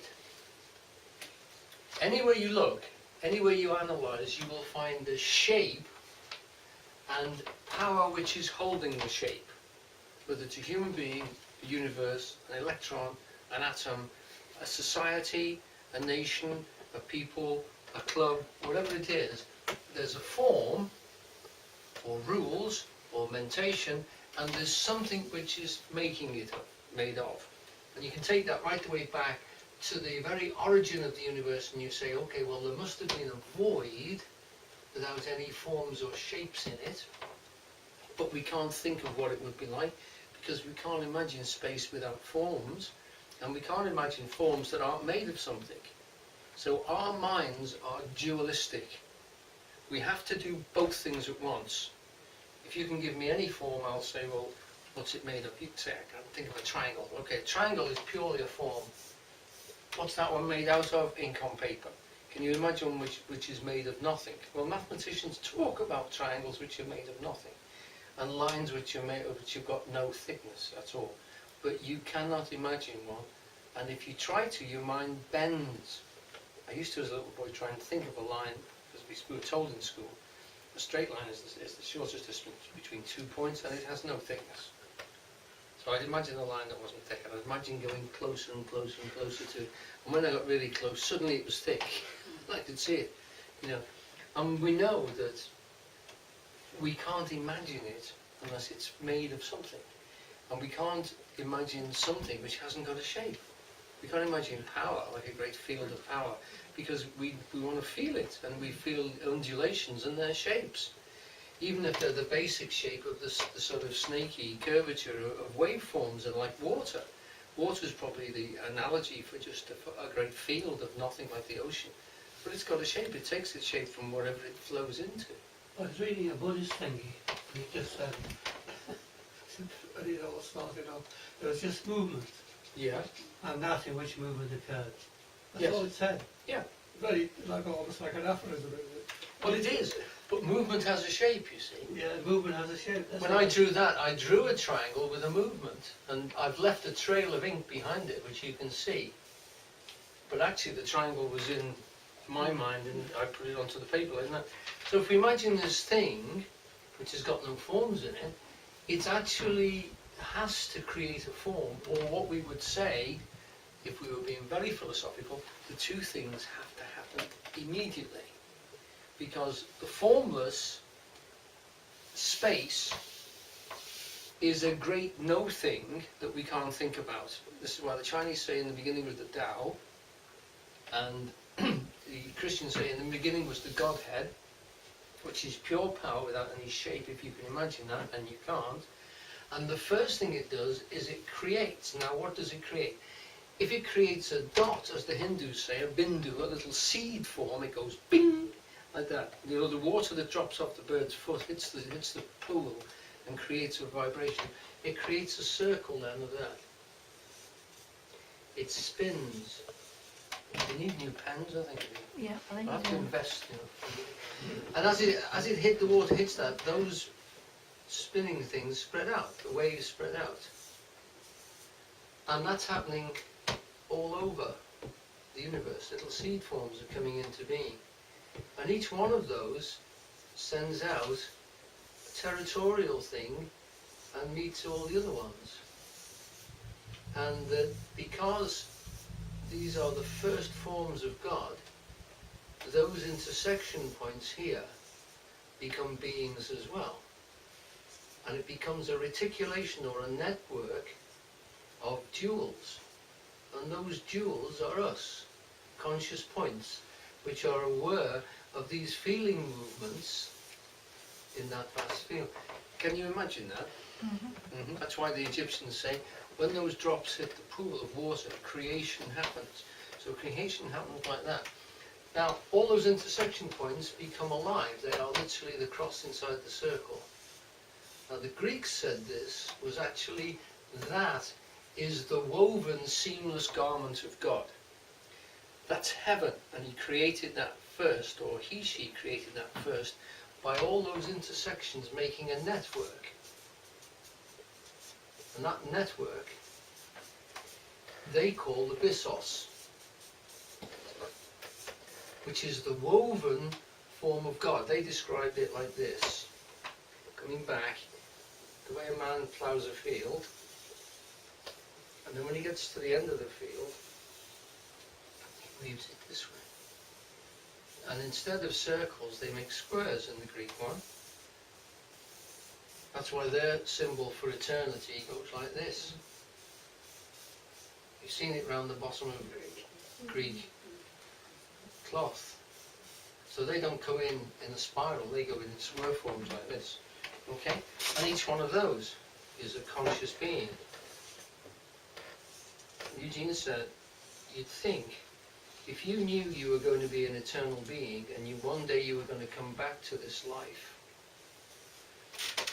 and you wanted to remember everything you'd learned during this life, you'd make a symbol and you'd bury all those ideas in a symbol. And when you saw that symbol again as a young child, you'd hope to remember all the things that you used to know.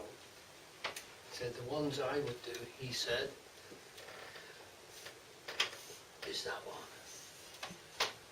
Cross within the circle, because it's there and it carries all these concepts and it's spinning like a swastika.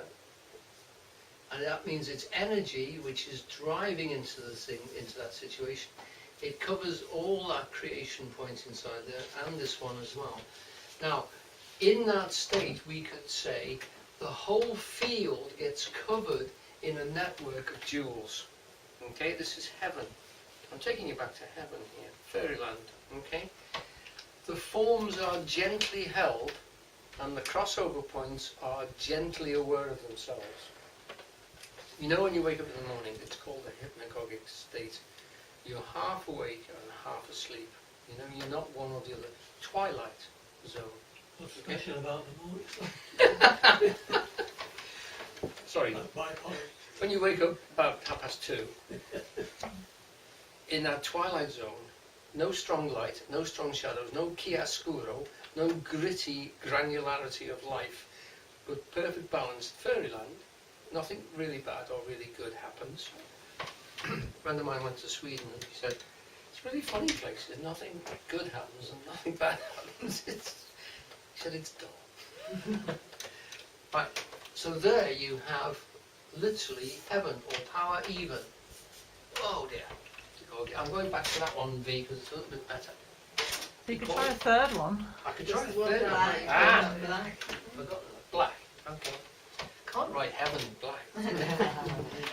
Okay, heaven is the heaved up place, or power even, it's evened out, it's balanced. Now that's why when we relax in yoga, we go back to a state of turiya, where we actually experience that form, and we can be creative with ourselves there. If we've got any problems, we can heal ourselves better in that state, and we can put ourselves back together, because what we feel is what Campbell was talking about, the unfragmented universe. There's a whole universe which pulls together and is structured geometrically and works like a great clock. It's beautifully interpenetrating. Everything knows about everything else, and they are all humming together beautifully. Okay? Then came a guy called Satan. And the story of Satan is, he said, well, we're not really trying. What we could do, he's the guy that woke up before everybody else. And he said, if I really intensify my knot and get more energy than everyone else, I'll pull all these other buggers into my plot. And they won't be able to get out. A black hole, yeah. Well, I will construct a soul here, and instead of stopping at creating the soul, or the solo sense, I want to feel as if I am separate from every other being. I'm fed up of them constantly interpenetrating me. And Halliday says it's geometrically necessary that every circle is created by 6 other circles all around it. That's why 7 is the magical number, because you've got 6 creating you at every point. You can do it geometrically with compasses if you take your time. What he's doing is denying that and making himself solo.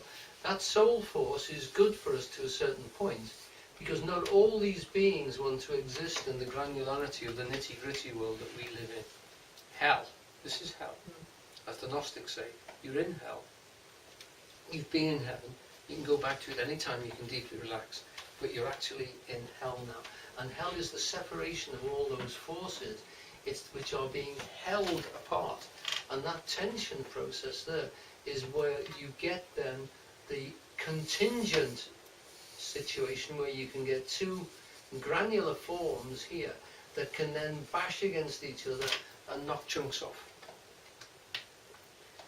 This is what tends to happen in life, and it doesn't have to happen, because we can hold it at the level where we are souls separated in the contingent world without densely trying to blacken out every concept.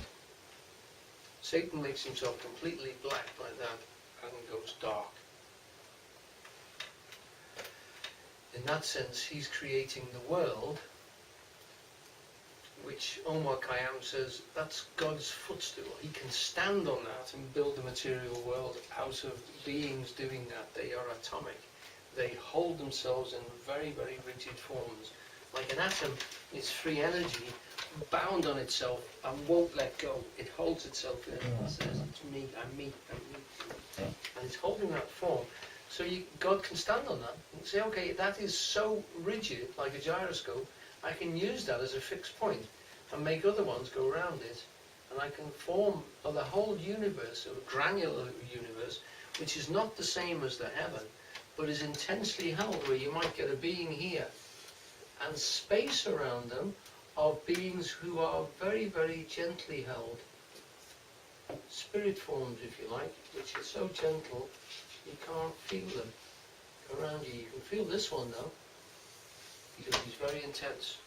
Does that make sense to you? Mhm. So those souls, which we are, we've granulated ourselves, we're satanic in that sense. We've brought ourselves down into this hellish world to experience ourselves separate and non-interpenetrated as much as you can in the universe of souls. And in doing that, we've pinched energy from those around us, or they've lent it to us. And we feel here stressed when we do this. And they feel, because we've pulled their energy, they feel strained. Strain and stress. So the universe has done that, which is a description of gravity. As you approach a material body, all around it, it has gravity. A sense of pulling onto itself. So when we jump up from the Earth, scientists would tell you that you don't just come back to the Earth, but the Earth actually comes back towards you. You can't measure the amount that the Earth moves, but it actually does that. The two forces are mutually attractive, so that the Earth can hold the Moon spinning round it because of that attraction, that pull force which is going around it. So if you overlay that onto this some sort of diagram as such, the Purusha, the Buddhi, the Ahamkara, is it the Ahamkara. Ahamkara? Ahamkara, yes. So that's the same Yeah. ego goes through. Yes. And that would be the material body to make one of these as well.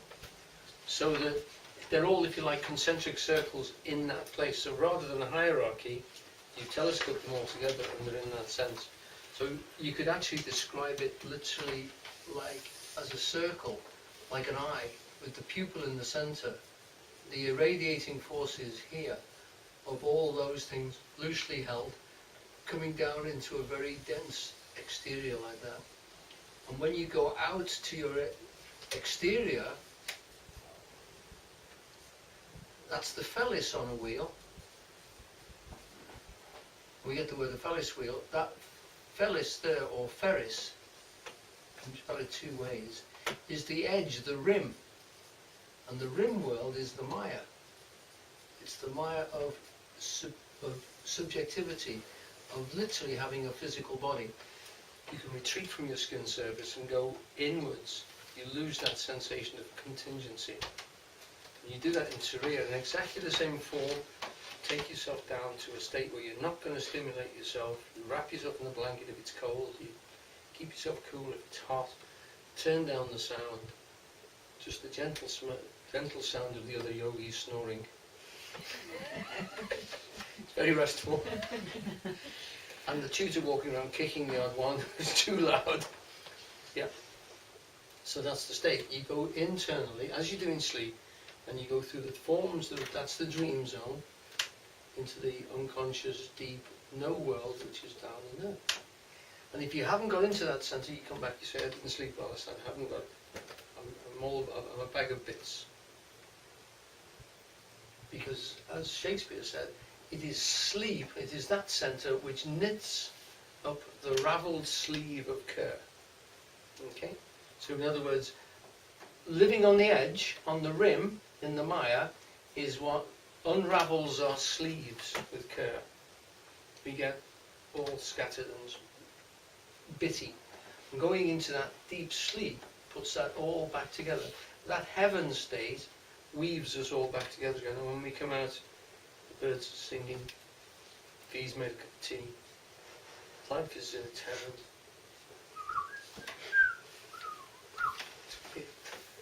What makes sometimes sleep not feel like that, though? You can feel sometimes that sleep is just continuation of the ragged state. Yes, because you haven't got quite far enough in, because this level here, literally the iris, the iridescent part here, is so intensely formed, usually because of a form which has come in.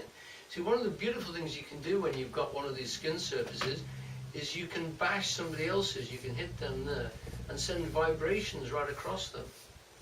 Now inside that sort of jelly-like substance is got to try and defend itself against that. That can be a really quite a heavy bash. And you're intending something to make an impact on that thing. These are localized. One of the things you can do with somebody when they're localized that is crucify them. You've got them fixed. They can't get away from you. You know? It's one of the things which enables you to control somebody is, where is he? Where is he? We can actually fix him, and then we do what the hell we like to him. You know, Control what he says, control what he thinks, control what he does. It's never complete. But with most of us, if they've got hold of you and throw you in the slammer, you very quickly come around to thinking the way they do. see, I'm going to say that talking about this sleep thing is that when you're speaking about the sleep, as Alan said, you're still on the Yes, periphery yes, of that. yes. But I think that this is why they say yogis don't need much sleep, because you do go into this very deep state, and then you come out of it about 3 or 4 hours and you're fine. And you don't need 8 hours or 10 hours or whatever people normally say. I don't know 24 what it is. hours. So, I don't know what it is to sleep for 8 hours and never have, Yeah, you know. And yet I'm full of energy. yeah. In some aspects of Nidra, they take you through a conscious statement like the Egyptian pyramids. Mm-hmm. Repeat it, and then you go below the image Mm. and re-invoke all your old ideas, stresses, strains related to that, and then go deeper and deeper. And then you might change the image, like a cross above a church, Yes. and then go deeper into that. Well, strangely, as if I'd bribed you to say that, Gordon, I was going to say, Bea and I have got a little dialogue here which is taken from one of Halliday's lectures, which is all about stopping thought. Okay? Right. Are you ready? Yes. Indeed. You haven't got this written for you, I'm afraid. You've just got to listen. And I thought what you might do, you might even close your eyes if you want to, because this is about, it's Eugene's exercise, stopping thought, and it's from his tape on assimilation. It's page 40, and it's on the archive. So actually, before we do this, Bea, let me just write this down, because these guys, some of these guys are new. Eugene Halliday was our teacher. He's now dead, but you can get all of his ideas. Eugene Halliday, H-A-L-L, Halliday. Archive. Don't accept anything else. The archive is what you want. Just that, simply. Click on that and you'll get transcripts, in other words, people have written down the talks, and you'll get the talks themselves. You'll hear him talking to people and saying these ideas. And there's something, there's almost 200, I think, available, so there's not that many on there, but they will be on soon. And this is him talking to a group of people and answering a question. I'm going to be the questioner, and V is going to be Eugene Halliday. Okay? So V, would you lead us off, please? Well, first of all, you cannot see that unless you've managed to stop thinking for a period. You see, the thing that stops people from getting at the light, which is eternal and permanently there, or in it actually, it's another frequency, is fantasy and ideation. That means to say, you've got all the formulations in your mind. All formulations of feeling and idea are the things that block you. So that the precondition of seeing it is, first of all, you must eliminate from the mind ideas. That's why yoga is a suppression of victories, of mental modifications. That's a Patanjali definition. It's still the only valid definition there is. Stop the mind working at lower levels, and the top levels will be seen because they're there. Now the obstacle, the chief obstacle to this is falling asleep. Falling asleep. It isn't a question of stopping the mind thinking and falling asleep. You've got to stop the mind thinking and remain awake. The tendency is to fall asleep.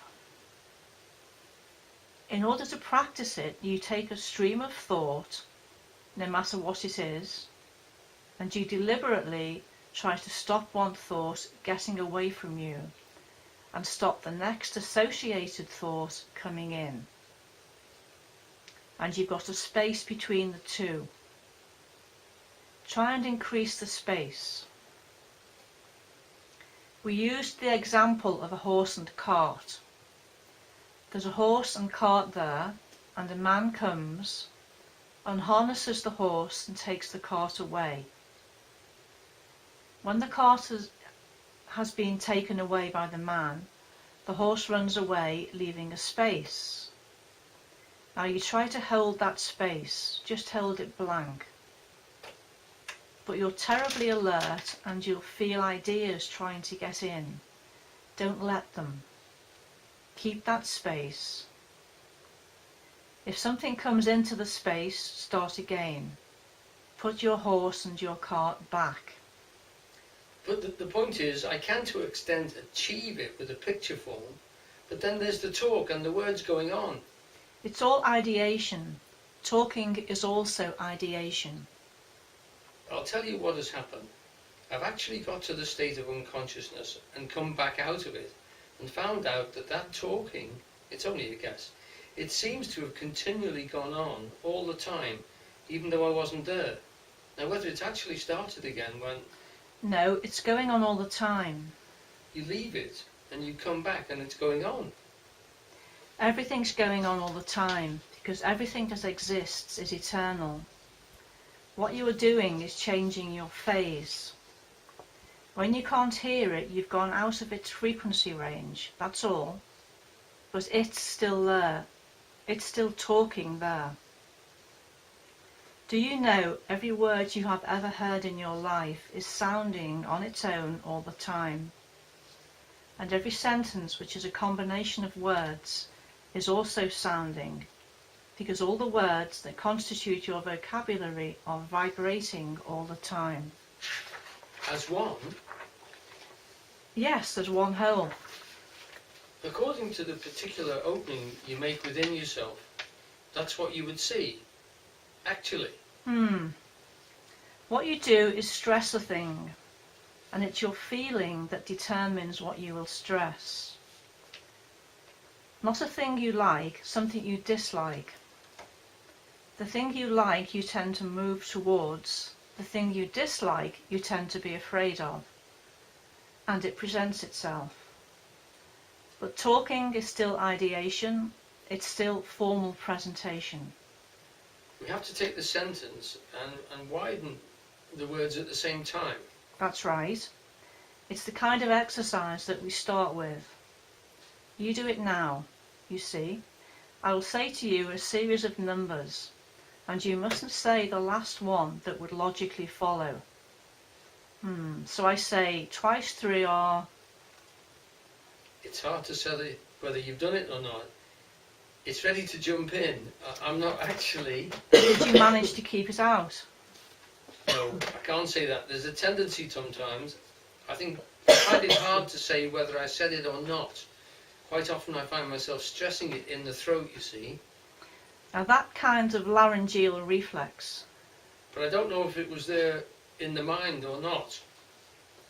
it's a question of levels, you see. When we talk about prayer, there are 3 levels of prayer. Audible prayer, where you can hear the words coming out of your mouth. Inaudible prayer, where you can feel the reflex in your larynx.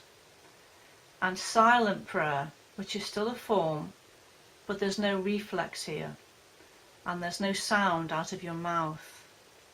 But you can hear the form of it in your mind. But there's no physical reflex. It's a different level. It's a different frequency. Then if you take the meaning of that prayer and contract all the words together and retain the significance without serial expression, that's the 4th kind. Oh yes. I know what you mean, yes. That's taking significance instead of serial expression. So I say happiness and just feel happiness with no particular word. That's right. you identify with the significance of the term. Now see if you can do this again. We will recite the alphabet. Don't you hear the next letter when I stop? A, B, C, D, E,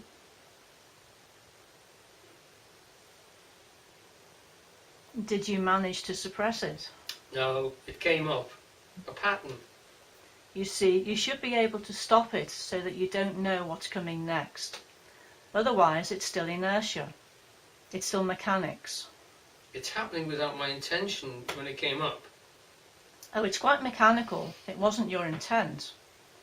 Your intent could be the opposite, but it would still come up unless you are tremendously alert. Don't let the final word come into this. Rule Britannia. Britannia rules the... I said monkey instead. You said monkey. That's a device, you see. But did you notice that the monkey that you inserted was a jumping monkey, like the wave motion? What you did is abstract the jumping from the wave and turn it into a monkey to avoid the word wave. That's still mechanical association of ideas. See? And this is an exercise you can do on yourself, and you can do on each other as an exercise, and really try. Prepare yourself, because if you are prepared, if you get prepared and get a pal to try you out, you can gain this ability to chop it, and you just don't know the alphabet anymore. The MO of Strangeways Prison, Manchester, has a wife, and I was talking to him one night. We were having supper with him, and he said, my wife, a yoga, you know. And I said, is she really? He said, yes, she's terribly good at it. She's read all about it. She's very, very good at it. So I said to her, have you done the exercise of emptying your mind? And she said, yes. Which one? So I said, the one about the horse and the cart, where you let the horse run away when the man takes the cart away, and there's nothing there. She said, what is it? I said, see if you can do it. And he interrupted and said, of course she can do it, she's practiced yoga. And I said, well, let's see if she can.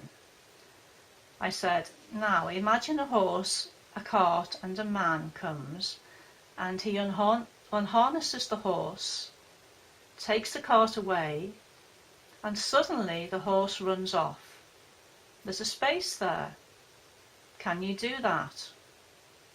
And she went, oh, she said, there's a man behind the cart. Right. In other words, she couldn't stop her mind from forming images. And that's what happens to most of us. Now, I was going to give that to you as a printout, but I thought it's probably better if you go to that site and the tape is assimilation. Oops.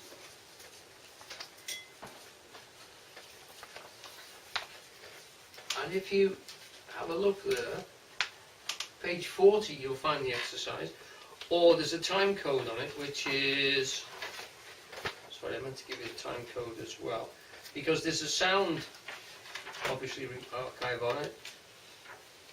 It's 1 hour, 14 minutes, 1 hour, 14 minutes in, and you'll get that little conversation if It's you a want to. strange coincidence. I was doing something with the horse cart in the room today. Oh, right. By strange coincidence, something was doing something else. But I was bringing just the horse in, Yeah, waiting a minute and bringing bring the man in, the horse and the cart. yeah, Take the cart back and or swapping them about. right. But there's a bit of seriality in that still. Absolutely. And what it's doing to you And what all this, hopefully this talk is doing as well, and Patanjali is aiming to do, is to get you to shift your sense of self from your idea structure. Instead of thinking of yourself as a human being, as a brain, as an idea structure, as this thing which is an ego form, to pull back beyond that into the no thing, which is holding all that structure. Because that's the consciousness itself, which is looking and seeing that objectively. When he said, you know, you've got to do this objectively, and that the Indian sages were saying, no, the mind itself is something you observe. It's something distinct from you, and you can manipulate it when you dissociate from it in that sense. If you'd like to turn to your back page, you've got a little cartoon there, which was lifted from an Eckhart Tolle book. Cartoon. So, with that bit that you just read out from the assimilation case or whatever, Yeah. I feel a bit uncomfortable with that because the practice that as I understand the meditation practice, is that you don't stop anything. Mm-hmm. That, things, there's one of the things is things constantly arise and fall away. But when you're sitting, that you're doing a sitting, and you're, maybe whatever technique you're using, maybe concentrating on the breath as a way of stilling the mind, or whatever, things are arising all the time. You don't push them away. Mm-hmm. You don't block them, or stop the next thing. But it's that observation, it's that space that you're not that feeling or that thought or whatever, that the ability to be able to observe it and put that Yeah. space there is the practice. Yeah. And not stop it. So am I misunderstanding something? No, you're not, but what he's actually saying there is it doesn't stop anyway. No, it doesn't stop. It's But you- continuous. What you Yeah. do is change your frequency so you're not aware of it in the same sense. Now you can do it, there are ways and means of doing it. In the European tradition, it's quite a forcible thing that you actually stop it. And you feel the pressure of the thoughts trying to come in, and you hold them out by literally lifting the frequency up deliberately. Or you can wait and allow the frequency to change and identify with the no place. The two processes are just literally a question of, you pay your money and choose. It's the distinction that you want, the separation, yeah. So you can wait for a long time. I mean, what always surprises me in a great deal of processes, there is no instruction as to where to place yourself or anything like this. Whereas in yogic thought there often is, and in Western tradition, certainly in the Christian, it's quite prescribed as to what you do. But always you're trying to get this distinction, this separation, and to see yourself literally as to be the no thing from which is looking, the silence from which thoughts come, the biggest sound, etc. So, no, it is the same process. And what I find the revelation about that, in that talk, he's talking about it being a frequency thing. It's got nothing to do with anything else. And this, heaven is a frequency, if you like. That's why you can approach it in Turiya really quite quickly. It's very difficult not to fall asleep, because on the next stage what we're used to is not losing, is going into that state, but unconsciously, and losing the benefits of being in that state deliberately. But all these states, including the physical body, are there for all of us as beings as a frequency. You get away from that level of intensity. He once said to me, you never solve a problem, you transcend it. The problem's still going on for all the other souls around you, and you can't say them, you just lift yourself out of it, and that changes the sort of circumstances which happen around you sometimes, if you've done it right. And it's a frequency thing all the time. Does that make sense to everyone? Because that was a very good question, and there are different forms and different ways of approaching things like this. This is just an interesting cartoon. We printed this off a few months ago for a friend of ours who literally has a lot of problems in their life at the moment, and they are all, I would say, generated from inside. I was thinking, I'm just going through it. You can follow me through it if you like. The drawings are, a very important part of it. Eckhart Tolle's done this with, I've forgotten the name of the cartoonist now, but it's extremely good. There are some very good ones in there. It's essentially about pets, and they have have this wonderful way of taking you out of that thinking mind. I was thinking of all my problems. I was thinking of all the pain of the past. Sorry, Martin and I were talking in the break about modern literature and how it wallows in pain and past and uncertainty and terror and fear and loathing and worry, you know, until we all commit suicide. I was thinking of all my problems, I was thinking of all the pain of the past, and I was thinking of all the uncertainty of the future, and I was thinking, poor me, my sad life, and then I was thinking how little time there is, and I'm really thinking it's all just hopeless. What can I do?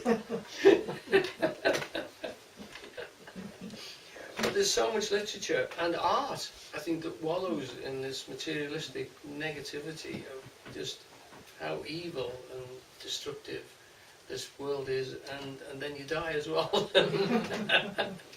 It's so negative, and it's thought process based on that, you know, separation and that encapsulation in a material situation which is then contingent and is unrelated.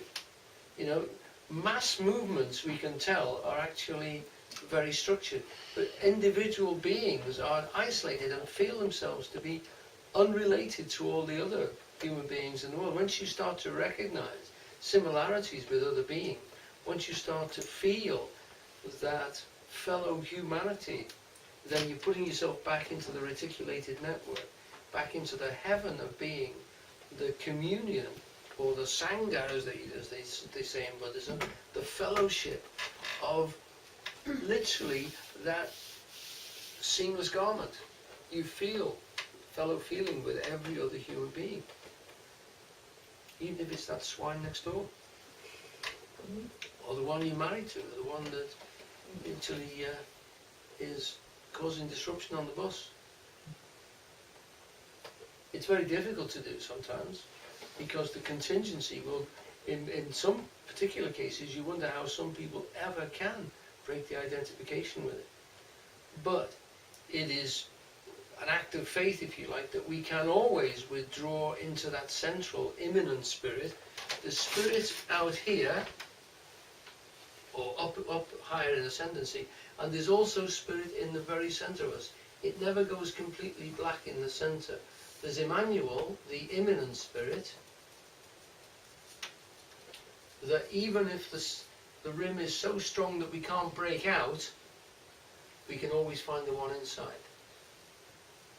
And that's very strong in Christianity, because of course when we was forced out of Eden, we have to find paradise again. It's a place of no decision, no choice. It is paradise, paradise, there's no decision to be made. You don't choose anything like that, you find it already inside of yourself. You don't think your way out of it, you find the golden center, the golden place inside yourself. So there's one inside as well as the one outside.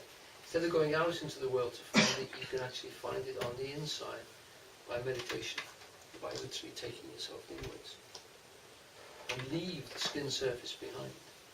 So when you're going in that Turiya state, you're actually letting go of those levels of physicality. You talk yourself back deeply into the breath, and then you relax back into that center, which is edgeless. It feels itself without edges, as these do in the nebulous heavenly state. It's quite good. Lots of people have to go home in a bucket. It's really relaxing.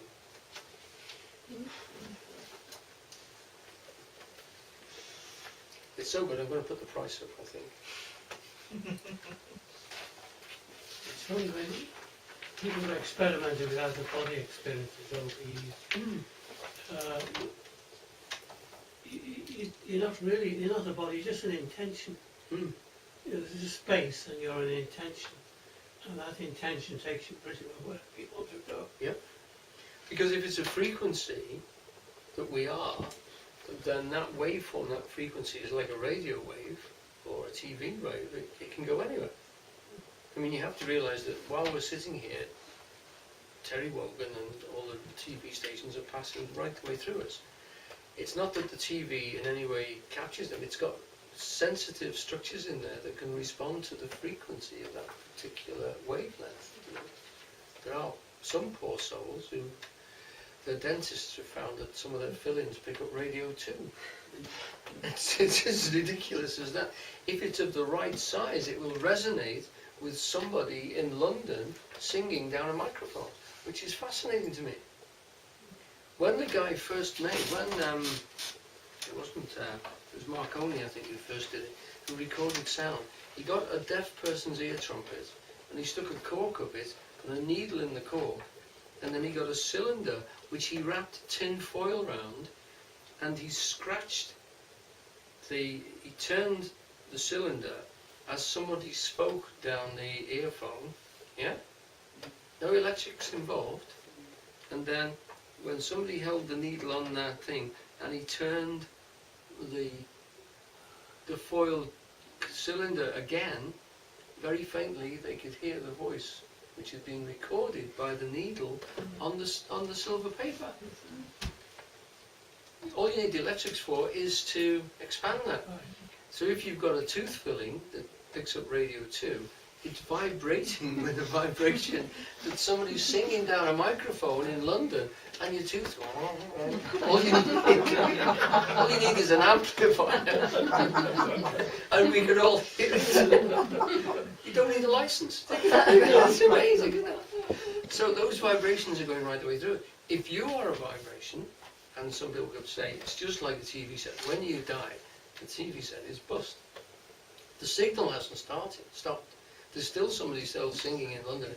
There's still in heaven your body is still vibrating, but the body is now damaged and cannot actually produce anymore. It's irretrievably damaged. He said, and even there are some people who sort of die because their bodies are badly damaged, and yet if you repair them, they'll come back again and do another program for a while. And then, you really have to, someone like Rasputin, you have to really convince him that he's dead, You have to poison him, stab him, shoot him, and then put him under the ice. And when they find his body, it's still got ice under the fingernails, he was still trying to get out. Wouldn't die. Couldn't break his television set. So, I mean, we're talking about resonance. The big one that you probably know is that if I've got a violin here and there's one on the wall by V, if I do an E flat, the E string will actually vibrate on the violin over there, because this vibration is of the same length. It will vibrate with it. It is tuned in that sense, so that's how the resonance is. This is how we're supposed to find our parts. Pam thinks and I do it. The resonance, this is how you found each other, you see. In all eternity you were resonating, And the two resonances pull you together. It's Guinness in Vinny and I's case that was resonating. Used to spill a lot. There's a lot for you to read there, which we haven't covered tonight, but yes, we could do a part two, but actually I think when you've read it, you'll find that it's sort of, we've covered most of the vocabulary that you need to understand it, and then from then on it's plain sailing. And Isherwood and Swami Bhagavananda are very good in the way that they describe it, and they tell you that we're calling it this because we think it's more like this. But they describe the atheistical aspect of yoga, which is fascinating, So that they will do all this regular practice to develop themselves, and they feel themselves to be spiritual, but they don't consider there's a God. Where to us, if there's no God, how can you possibly consider yourself to be spiritual? The two things are literally complete opposites of the spectrum. We do a practice because we believe there's a God and we're trying to get in touch with Him. They say, oh no, we're spiritual beings. There's no God, but we actually increase our spirituality by the practices that we do and make ourselves richer human beings. It's amazing difference. And of course they do have a godlike form that you can pray to and you can use to gather you. But a lot of them do that just because it works, not because they believe it actually is somebody there helping us. So it's the complete opposite of the Western approach towards spirituality. But in that sense it's refreshing. I don't say it's right, and it certainly doesn't resonate particularly with me, but I do find it refreshing that someone can actually see it like that and say this is a vast resource of information that you should tune in, because you're only firing on half your cylinders if you haven't recognised that it's there. And of course what they're saying is that in this any given situation, which Eugene used to actually try and get us to practice, instead of thinking your way out of it, what do I do now, what did I do last time, what would my father tell me to do, or a solicitor in this situation, you stop the thought processes, you don't allow the thought process to come in at all, you tune your frequency to a higher level and something can come in. Something comes in. And he said the terrifying thing about that is, of course, you can't predict what will come in. You can't be sure that anything will come in, and so it's an act of faith. You have to believe that in a situation like that, the right thing will come through you. The answer sort of lies in the question. It's like a Zen thing, you know. Yeah. You know. Well, Zen is supposed to be literally on that razor's edge Yeah. of now all the time, so that they never think. They're always watching the stuff coming through in the moment. Eugene's used to call it walking the razor's edge. Yeah. He used to say that. There's a He said film. you go, Yeah. you might fall a little. You've got to keep writing yourself constantly, Yeah. writing yourself. The narrow gate that is the Christian one, isn't it? The narrow gate, the narrow path. There's this broad highway of thinking your way through situations, and the narrow one is to wait until you are moved. Like Jacob Berman said, he sat there and he said, I will not move God until God moves me. I'm not going to do anything. I'm going to wait for him to go and move me. And, He surely did. surely did. First time.